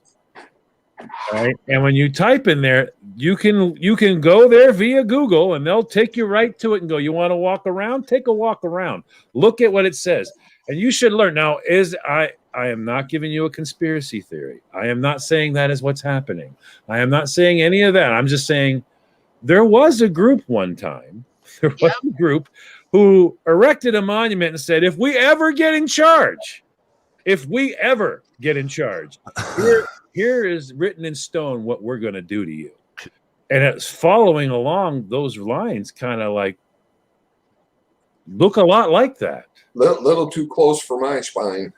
Check out that link I just dropped on that. You Well, want to see a cool video? even crazier is the setup for that, John. You know what I read about that. You know, what was the guy that came into the bank to pay for those stones? RC Christian. Yeah. Christian. Haha. Well, it was an acronym. Can't wink. Yeah. But yeah, I mean, it's very strange. It was in the 80s when it happened. And when you look at the population back in the early 80s, it wasn't 3.7 billion people, but it was like 2.4 billion. And you go, well, hold on now. They still would have had to been willing to get rid of 1.9 billion people to accomplish what they said they want to accomplish. Now, I'm not saying that's what's happening, but I am saying there was a group of people. The statues exist. They're in Georgia. You can walk up to them and read them. It is a list of things that we will do to you if we ever get in charge. Yeah. Well, the thing that chills me is how our government has embraced it. Right, and they're protecting it. It's under camera 24 hours a day. And when it got painted, spray painted and vandalized, the FBI was called. And the FBI were the ones who came in to do it. Why? Have you ever heard of a statue being spray painted in a town and the feds show up? Yeah, right. Because it's protected federally? Well, they don't show up when Antifa does it. But when they take down all the fucking southern fucking statues of every fucking general that fought in the fucking war, but they don't take down that one. No. But they don't take down that one. They leave that one up. Yep, and might I add that they're well on their way to this 1.7 or 1.9 billion whatever extermination plan, because it's like we have 600,000-ish deaths from COVID in this country alone. Blamed on COVID. So they are well on their fucking way. Congratulations. I am not getting the mark of the devil. I will not get it on my ID. You will not take my rights from me. And that's the end of that. Well, I don't believe it's going to be quite. I think some of the things they've done wrong were, number one, they went too fast, asked for too much all at once. And what you've got now is well, that's Operation Hurry the Fuck Up with Trump, though. Right, but I mean, the problem with that is you got to disarm Antifa, you got to disarm BLM now, you got to disarm people that are now protected classes of people. Wait! You don't have to disarm BLM. They're not what do you call it? They're just protesters that sometimes get violent. It doesn't matter. Everybody has to get rid of all the guns. They get violent, and people don't understand why they want the guns. They want the guns because the guns were put there so they can't fight back. Only one reason, and it's not hunting. Okay, it tells you a well-regulated militia. All right, and it lets you know, and it also, if you go deeper into some of the other earlier discussions in America, it was about tyranny. We came from a tyrannical government. We used the guns to fight our way up, and we won our freedom. That's why The problem is the smart people using that against us, and they're saying, "Well, you right. don't have a tyrannical government to fight anymore." That's right. We do though. But here's the whole thing. That's why you got to pit people. You got to make sure the government's not the one doing it. You got to make sure Steve's fighting with me over a fucking mask, and that Mikey's pissed off at me because I won't go shopping or this place because I'm tired of that crap, and I'm mad at Steve, and I'm telling Mike, "Fuck you, Mike," and it's like they need that right there because that makes it easier to give Steve what Steve needs, give Mikey what Mike needs, then give me the coddling that I need. But they're always going to have that because we Divide have and our conquer. own opinions and beliefs, and we will never unite. Well, that's the problem. That's the problem that we have is Well, you're not going to unite politically anyways. That's you don't have to, totally like, impossible. you don't have to unite politically. What we have to do is we got to learn, and we got to do it ourselves because we are our own. I'm telling you, we are our own enemies. I was talking about this today. I've seen videos of gun guys screaming at cameras, talking about pieces of shit. I was called a piece of shit, little stupid ass piece of shit, talking about him and his fucking kid coming in there. You got to be in. He's screaming and yelling about me. And I'm like, what the fuck? I don't have a word to say to the guy. I don't give a crap. He can do his own thing. But it's teaching people to disrespect each other is what we're being taught to do. Absolutely. Mikey, you're Mikey. All right. If Steve does a video from freaking the Dollar Tree, all right. There's going to be 25 of Steve's friends that are going to jump in there and go, "Yeah, man, fucking support China, asshat. Yep, support China, fuck nut." They got all kinds of shit they're going to say to Steve, all right? And then half of them be like, "Hey, well," then they're going to fight amongst themselves. When it's just literally needs to be, shut your damn mouth. We used to When say, I put a mask on, I can say anything to anybody. Right. But I mean, we used to have these things like, if you haven't got something nice to say, then shut the fuck up. Yeah, don't say it at all. all. I don't want to hear you. You know what I mean? You don't have to have a job, but do you take care of yourself? Yeah. When I was young, it didn't matter if you had the job. Did you take care of you? Moms took care of moms. Mom took care of their things. Dads did their things. Kids had to go to work. Now, I mean, now we're in this situation where now if a kid comes home from school and it's haying season, having him go out and hay is wrong. Right. You're missing your child. Good Lord, I didn't miss my childhood, but that's how I paid for my damn car. My dad was like, "You know what? You're 16, right? Yeah, that's awesome. I had a car when I was 16. Do you?" No, they're living in mom's basement still. "Oh, I don't have a car." "Oh, you don't have a car?" "Oh, you see those guys out there in the field? Yeah, they'll have a car before you unless you want to get up off your ass and head out there and start haying, boy." And that's what I had to do, and I got a car. We used to earn our stuff. We used to get our stuff. You know what I mean? If you made fun of the girl, she kicked you in the ding-ding. That's the way it went. Right. Real quick, Don't back on the vaccine thing, though, I wanted to say something earlier. The vaccine, people have taken the vaccine and still got COVID afterwards. So it doesn't work. But that's going to happen anyways. I Wait mean, a minute, it is there happens with all proof the of other that, ones. Ohio? Like, are there documented cases of that? Yeah, there's so many documented cases they had to get a new COVID. I don't know if you know it or not, man.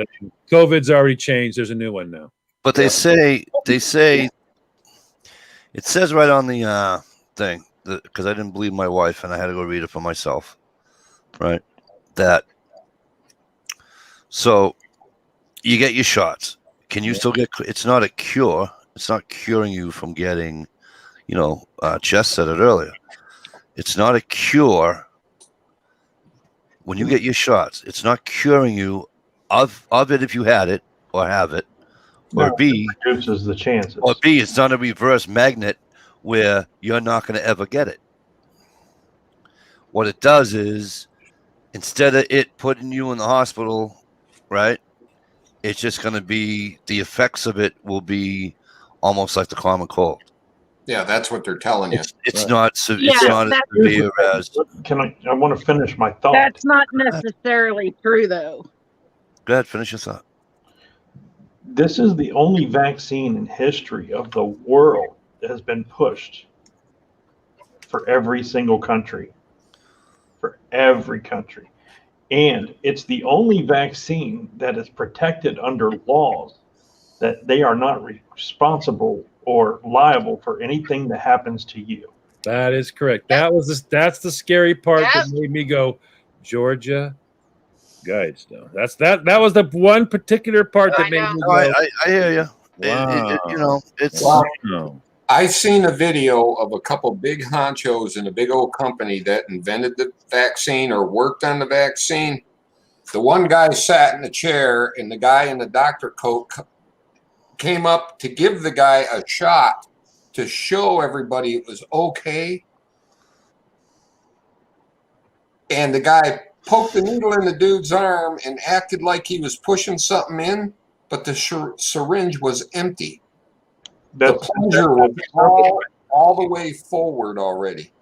Even Kamala Harris's shot that she got on live on camera, cameras flashing, Plunger Wow. all the way forward. it was an empty syringe. Yeah, and that's the reason why, like I said, I'm not saying COVID isn't real. I'm not saying that the vaccine isn't going to be helpful. What I'm saying is there are people who lied, and when the liars tell you, but this time I'm telling you the truth. Yeah, right. I myself personally have an issue with that. I take issue with. I mean, your kids go, no, I didn't do it. Oh, you did? No, I didn't do it. Oh, and don't forget, Blueberries all over his face. The next time it's your kid. The next time your kid goes, I didn't do it. Do you ask him twice again, or do you just take his word for it? You ask him twice, right? Because the little shit lied to you yesterday. And don't forget the other one. The election was not manipulated whatsoever. Right. So when you've got people that are lying to you, the reason some people might go, "What the hell is John saying this for?" Even I'm just explaining how a lot of people are. There's a lot of people that are like me that go, "Hey, 99% truth and 1% lie." Think of it as a woman. Women, that's what women believe. 99% truth, 1% lie. You're a fucking liar. And that's you got no choice. They've got you there. Okay, I told you most of the truth. You never say that. You go, I'm telling you the truth. But 99% truth and 1% lie is a fucking lie. Now they gave us 45% truth and 55% lie. I did not say everything they said was a lie. But there were syringes and people were looking at it. They're like, you go back and watch it yourself. The thumb didn't go down. I mean, why did you do that? Why did you do that? Why did she specifically not get it? What's the point? And I've heard people say, well, she already had it. They just did it for dramatization. Why do you feel the need to do it for dramatization when you're trying to make people think it's safe? Here, watch. But we did it for dramatization. Now you have one group of people on the news saying it was dramatization, one group of people saying it was real, and now you're like, so. And we have commercials every 15 minutes. There's a commercial on the television on every channel. Oh yeah, telling you how safe the vaccine is and to get it. Right, and then there's other things. Now, when I say these certain things, it's going to be weird, but there's a place called Fort Ord, California. All right, I was there at Fort Ord, California. One of my boys was born at Silas B. Hayes Army Hospital. Now, Silas B. Hayes Army Hospital was a special place where they did lots of unusual things, and that place was holding a lot of records and burnt to the ground. Then Fort Ord was closed and destroyed. Building 7 of the World Trade Center. Wink, wink. Now, all kinds of documents. Now here's stuff, and it went to the ground, and it didn't even. That's not even a conspiracy. But here's the good part. Grassy knoll. There was no. Now there's a fucking conspiracy. No, here's the good part. Are you ready? There's a guy that nobody knows about, and he's the guy that some of you were just talking about, sitting by the doctors and stuff like that. The guy from the pharmaceutical company. His name is Alex Gorski. That's his name. I believe it's Johnson & Johnson. He's part of the whole entire thing. And you go, okay, so what? Yeah, that's the one killing people. Go back and read his bio. You'll find out he was the company commander of Alpha Battery, 2nd of the 8th Field Artillery. He was my company commander at Fort Ord, California, where all the no-no stuff was happening. Uh-huh. He's in charge of Johnson & Johnson. He left the military as soon as all that stuff went down and became a pharmaceutical head honcho, CEO. There's just little pieces like that where you go, Shit, yesterday they what the hell stopped. is that all about? There was a mass vaccination thing going on with the Johnson & Johnson shot, and they had to shut it down because too many people were getting sick after they got it. Sick, and then didn't like fucking And 12 die or something. Yeah. I don't know. It's Like like, thousands, A a bunch couple of of people have thousand, died. A bunch of people. a couple bunch of thousand people got have sick, died. and then didn't like 11 people die. Yes. There were deaths. A bunch of people have died. Listen, But now- I know several people now that have had COVID, and all the people that I know that have had COVID, they told me personally, to my face, that they believe, based on all the other viruses they've had and the symptoms that they have had, they believe that this was an engineered virus. It did not hit them the way it did not, cycle through the life cycle of a virus. All the virus has to run its course. It did not do that like every other virus. Yeah. right, and it was, That we and know. it was created by money that the Obama administration gave China to the lab. Now, there's an important piece Exactly. of information that just got put in the side chat here, and it's actually ridiculously important, and it's getting left out by a lot of people. Timberwookie just said it. And meanwhile, the flu and pneumonia are non-existent. Yep. Now that Yeah. seems like no big deal. That seems like no big deal whatsoever at all.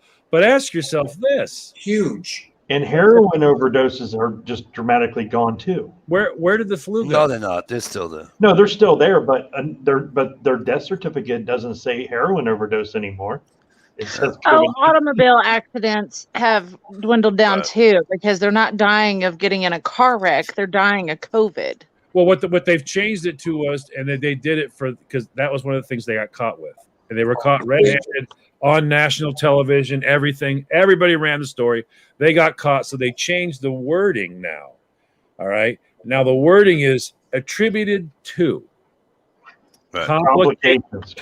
yeah, attributed to complications associated with. Yeah, you Right. died because you're diabetic and you ate whatever you wanted and you didn't It's take like- care of yourself. Exactly. Plus you had What COVID. other- It was complications of COVID. What other possible pandemic does that sound like from our past? Swine flu. No, Spanish flu. I believe it is spelled AIDS. Yes.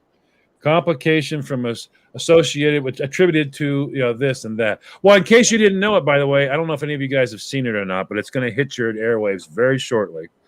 AIDS got so that they now have decided there will now be a resurgence. So here's what's going to happen. Get Oh ready. no, AIDS is on a comeback. It's coming. But get this one now. Because we have a lot of stupid idiots with their sexual lifestyles. I know, doing but stuff. they have a new pill now. They have a new pill they're going to push, and it's the pre-AIDS pill. Here we go. I've been seeing the commercials here in Maine. I don't know why we keep going. Yeah, with this crap. with the people living everyday lives with HIV and all that No, stuff. No. the commercials with the gay guys kissing. But Like, listen, take this pill, come you might on. not get AIDS. Hey, But they're I'm saying just as bad. I'm just as bad as everybody else. Okay, but don't give one-sided. no. I'm Shit. not. I'm not. Give it doing all. one-sided. I'm not It's doing one- gay.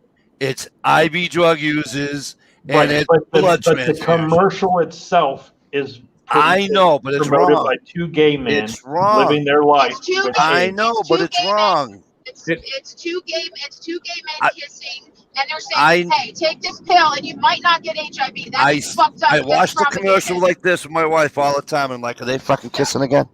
But I know, but it's No, wrong. John- Is what I'm telling you. Everyone's agreeing with you, Mike. Everyone's All right. agreeing with you. I don't know why they do that. No one's disagreeing. What It's not saying, fair that what they I'm do saying that. is this. Listen. Here's what I'm saying. They're telling you now, if you're bothered by AIDS, all right, the way you fix being bothered by AIDS is you take this pill. Here, take this pill. Here. Take this pill. And now they're saying, don't take it if you got AIDS. They want you to take it if you don't got AIDS. If Yeah, you don't have AIDS, F that.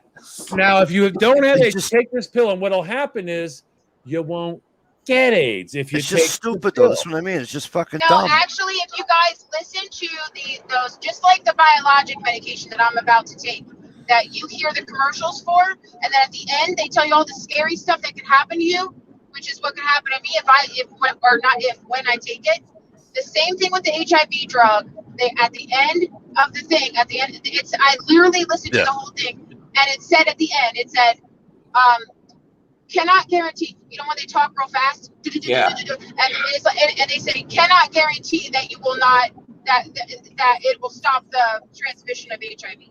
Well, they don't care anymore because they made a new law where they're not Yeah, responsible. Right, that's but the I wanna new go thing back that to- that's the whole new thing is, and if you, in case you didn't notice, when the law came out, all of a sudden, all these new diseases. I mean, dumb shit like, does your leg twitch? Does your leg twitch? Yeah. Well, you have leg Yeah. twitching syndrome. But Take this pill for leg twitching syndrome, and then it say, hey, do you take leg twitching? Does that make your butt itch? Well, what you've got is dry ass. What you got dry assholes, which is a But how substance does- of leg itch. all these advertisements started ramping up for pharmaceutical companies Yeah. once cigarette companies weren't allowed to advertise anymore on their. But I mean, when the law passed that you can't sue these motherfuckers now, they went absolutely nuts. Now everything is a disease. I mean, literally everything.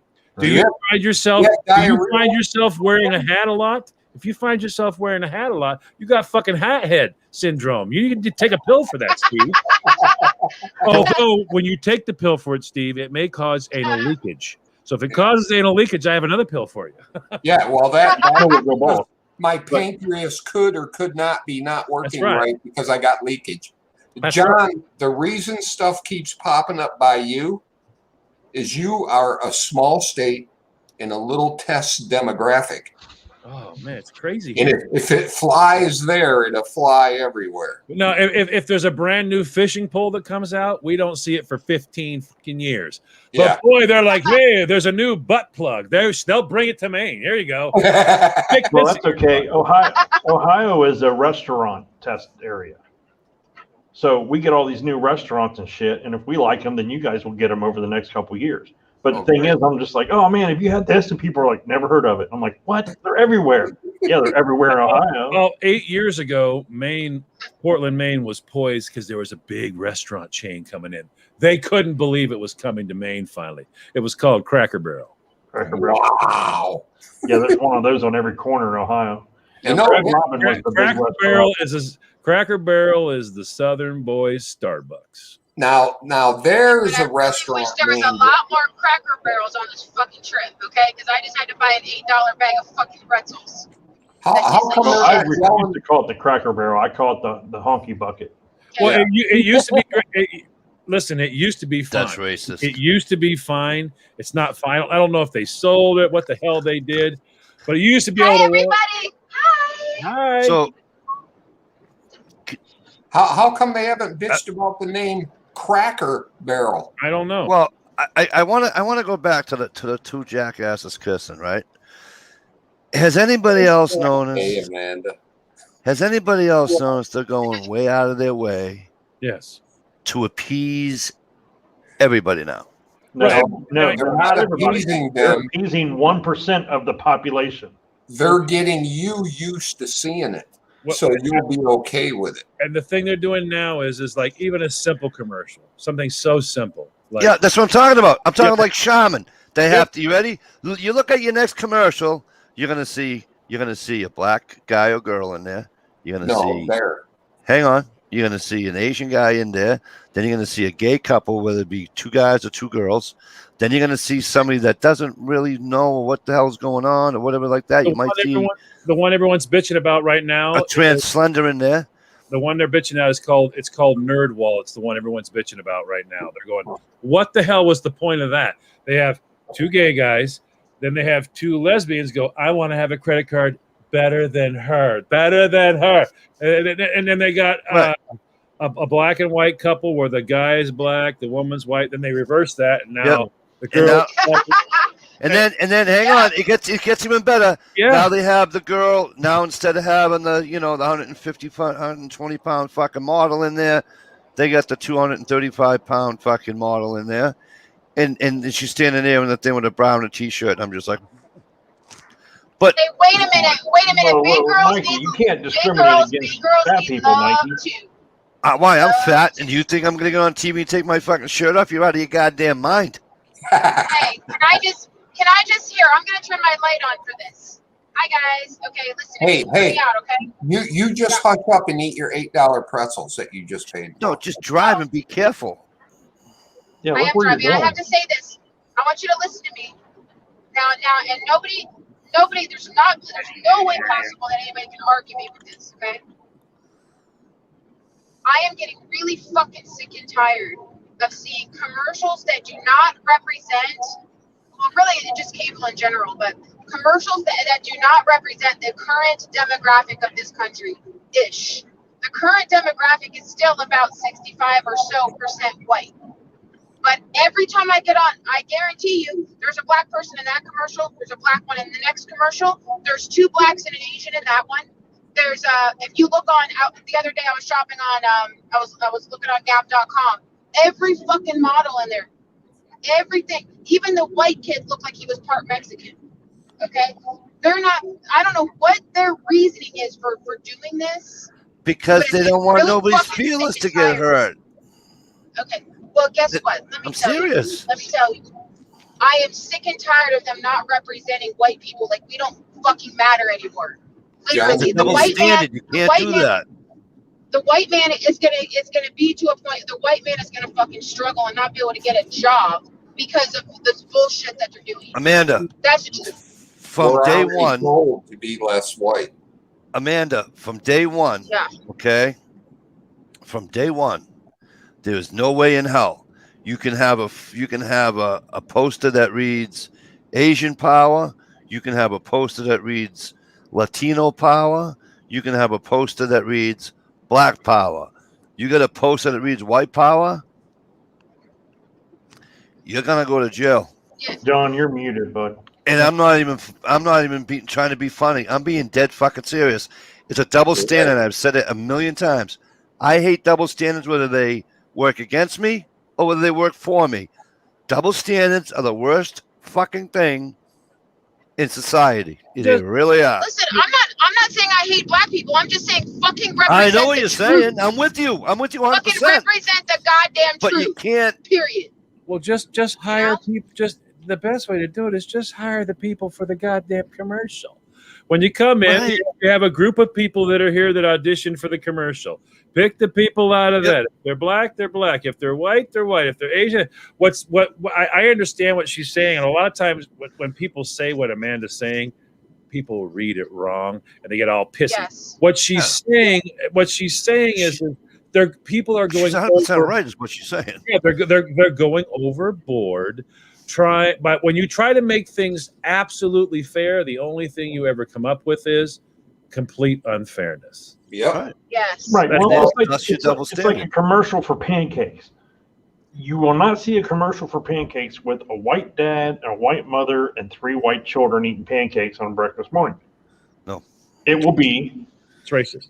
a white dad, a black mom, and some mixed children. You know, Right. or now other way, you will hardly ever see an all black family in a commercial either. Well, no, and I understand that. Now, the commercials aren't bothering so much to me. It's when they start to stop, like Jake from State Farm. Why did we have to fire Jake from State Farm? Because he was a pedophile. No. No, He's that was still- the guy from Subway. That was Yeah, Jake don't be throwing the pedophile word Jake- around so Jake- easily for Jake now. Jake from State Farm was gotten rid of because he was white. Oh, yeah. And No, Jake from State Farm's black. crap. No, the original Jake is white. What are you wearing? Khakis? Yeah. He was a white guy. White guy. But they had to get rid of him because he was black. I mean, to get rid of him because he was white. Oh, and that's then that's when I start to go, okay. You're right. My Now bad. you're going too far. When you have game show hosts that have been game show hosts for years, they go, you're fired. Why? Wrong color. Now all your game show hosts, they went through and fired all of them and hired all new game show hosts. All right, that's when I.e. Family, or what is it? Family Feud is now Steve Harvey. Okay. Well, It was white guys forever. Now it's Steve Harvey. Steve Harvey's Yeah, well, Steve Harvey's had that show for a long time. It's the new stuff. Right, and Supermarket Feud. I'm thinking of this girl for AT&T. You know that girl, the brunette that does AT&T all the time. Yep. Yeah, the Russian chick. The only reason that she's on at AT&T is because she looks like she might have a tiny bit of Mexican in her because she's got a fat ass. That's She's got a fat ass. Yeah, but you know, she could be Italian Okay. too. She's got Because- huge tits, and she's actually Russian. she's not Hey. Russian. Hey, if you guys notice when you watch the AT&T commercials, pay attention. They try to cover her. She stands behind the counter a lot and stuff because she has this big fat ass, right? Which I think is like kind of awesome. But for some reason they try to cover it up on the AT&T, which I think is kind of weird considering they should be embracing the thick girl because some of us have nice big meaty fat thick asses, right? She started And out. we want to be represented too. You know what I'm saying? She started Yeah, out. you are, because I saw a commercial with you guys in it, so you're good. But listen, she started out on YouTube. She started on. She got her start on YouTube. She's ridiculously funny. Her channel was called Two Live Prude Girls. I recommend everybody look at it. It's fucking hilarious. Her name's Melania Van Troop. She's not Russian. She's Uzbekistan, which is in Russia. Well, Uzbekistan. Well, they've changed it now. Uzbekistan's a country now. It's not Russia. Yeah, well, you know what I'm saying. Wait a minute. Are you When guys she thinking was of? born, it Are was you guys Russia. thinking of who I'm thinking of? Melania Van Troop is who she Yeah. is. No. She was part of AT&T girl. She was part of originally. They found her on YouTube. She was part of Two Live Prude Girls, her and a blonde, and they were fucking phenomenal. Best comedic group I'd seen in a long time, for years on YouTube. She got hired out of that. She was trying to get movie deals. She never got anything. She did some little stuff when she was younger as like the dead girl in ER. Yeah, because she doesn't have a movie star body. Okay, she's got these big. But she Big, was nice, really, but she meaty was thighs. good. She was good at dying. That was her big claim to fame. She really truly was. She would go into malls, throw herself down, and die in the mall. They'd call people, and it was just her. The mother would be so upset. It's her crazy daughter trying to show how good she is. So she was a weirdo, anyways. But she's on AT&T now. But they brought her back because she was a good liberal. She's a very, very, very, very good liberal. And she's a screamer and a yeller for Biden and all that. That's why she got brought back in. But the point where this was headed, I believe, was it's when they're trying to overdo it. It's Right. when you're trying to make it They're so trying too hard. right. When you go, hey, Billy, come on down and help your dad fix the brakes. It's a goddamn Amoco commercial. Okay. That's it. Here's, Billy here's comes the- downstairs. Billy's Chinese. Dad's white. Mom comes around the corner. She's black. The sister comes down the stairs. She's Oh. Spanish, and you're like, hold on.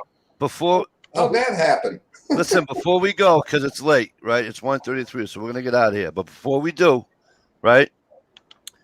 Here's where it is in a nutshell, Johnny. You ready? We all grew up with, hey, Mikey, he likes it. Yeah, You ready? I'm watching the fucking commercial girl. about a month ago, and I look to my wife and I go, was that a fucking girl? Yep. And she goes, yep. I go, and I did. I got pissed. I fucking whipped the fucking clicker into the couch. I'm like, fuck this. And I couldn't take it no more. Dude, it's Not like- fair. Not like- fair. It was a guy. like Not Annie. fair. It was racist. They remade Annie, and Annie's a black girl now, and Daddy Warbucks was Jamie Foxx. And guess what? And Annie has been a little redhead orphan since day one. It's like all of a twist. Were they gonna put a tie on him? They just did it to Batwoman. They just did it to Batwoman. They, And it was already weird. It was already weird because at first I'm watching it going, this might be good. As I used to be in love with Barbara Gordon. I thought she was Batwoman or Catwoman? no Batwoman. There was Batwoman back in the 60s. Barbara Gordon, Commissioner Gordon's girl. Gordon's daughter, yeah. Yeah. So, but now Because I love Catwoman. now they changed it. Batwoman. Black lady Catwoman. No, Batwoman is back, but she's lesbian. All right. Now get this. Oh, my Get this. Then they went, you know what? What? Still not enough. So they just killed Batwoman, and she was replaced by a black lesbian, and now I guess they're feeling now we might have found our line. What they're doing is you're going so far that it becomes obvious you're trying to shove this down my throat. I don't care if Batwoman is purple, orange, or pink, but I'm tired. What I'm tired of is they go, "Here's Batwoman." You go, "Well, yeah, but Batwoman should be okay. Batwoman's a lesbian." You're like, "Okay, well, yeah, but now still not good enough. Got to make and now they're just throwing shit at the wall now until eventually." But what would happen, John, if we tried to make Blade a white guy? Well, I mean, I don't. What would happen if we tried to make? What is his name in the fucking show? Shaft? No. Oh yeah, that would be funny. Shaft is a white dude. Yeah. Bet your boots, Colonel Billy. Who's the black kid on? Hey, who's the black kid on the Little Rascals? Yeah. Buckwheat. Buckwheat. Can we make Buckwheat white? No, can't do that. Can we make Buckwheat Asian? Yes. Oh, we can do that. Talk about You Willis. can make. Willis. Can we make Buckwheat Latino? Yes, but you can do that. But if you want to make everybody happy, you can't make Buckwheat Asian or Latino only. He needs to be Asian and Latino. If he's one, he'll be a transgender. If he's the other, he'll be gay. The whole thing is, it doesn't matter if you're transgender. No one gives a shit. Doesn't matter if you're gay. No one gives a shit. But you got to stop. You got to stop telling us that everything has to be together in one pile, and it's got to all be in your show. Yeah. That's when it's getting to be annoying, is what's like, welcome to Family Feud with 25 different hosts we've represented. And it's like, come on, get out of here. This is nonsense. It's getting overdone now. Too much. You know what I say? If they made Buckwheat Asian, would they have to rename him Rice Flour? So we're gonna get out. Stevie, you doing a chat tomorrow night? Oh, thank God. I'm gonna try my damnedest at all the All time. right, so road guys, we're gonna get out of here. But and all this mess is because they got rid of affirmative action. This is all backlash. Well, hang on. And another thing, I'm allergic to buckwheat. Just throwing that in there. I say bring back Archie Bunker, but that's just me. Listen, Go check out. Make it right now. Go check out Stevie's chat tomorrow night. Probably 10-ish, 10:15-ish, Eastern Standard Time. All right. Timberwookie, I missed you too, brother. I'm glad things are going well for you. It was great to see you. Great to see you. Absolutely. But you guys, I got to get out because I got to get up early. I got to take the girls to every different spot tomorrow in the town. So we'll see you. If you go on Stevie's chat, we'll see you tomorrow night. And if not, we'll see you next Friday night. We're out of here. You guys see the stop action on this blade?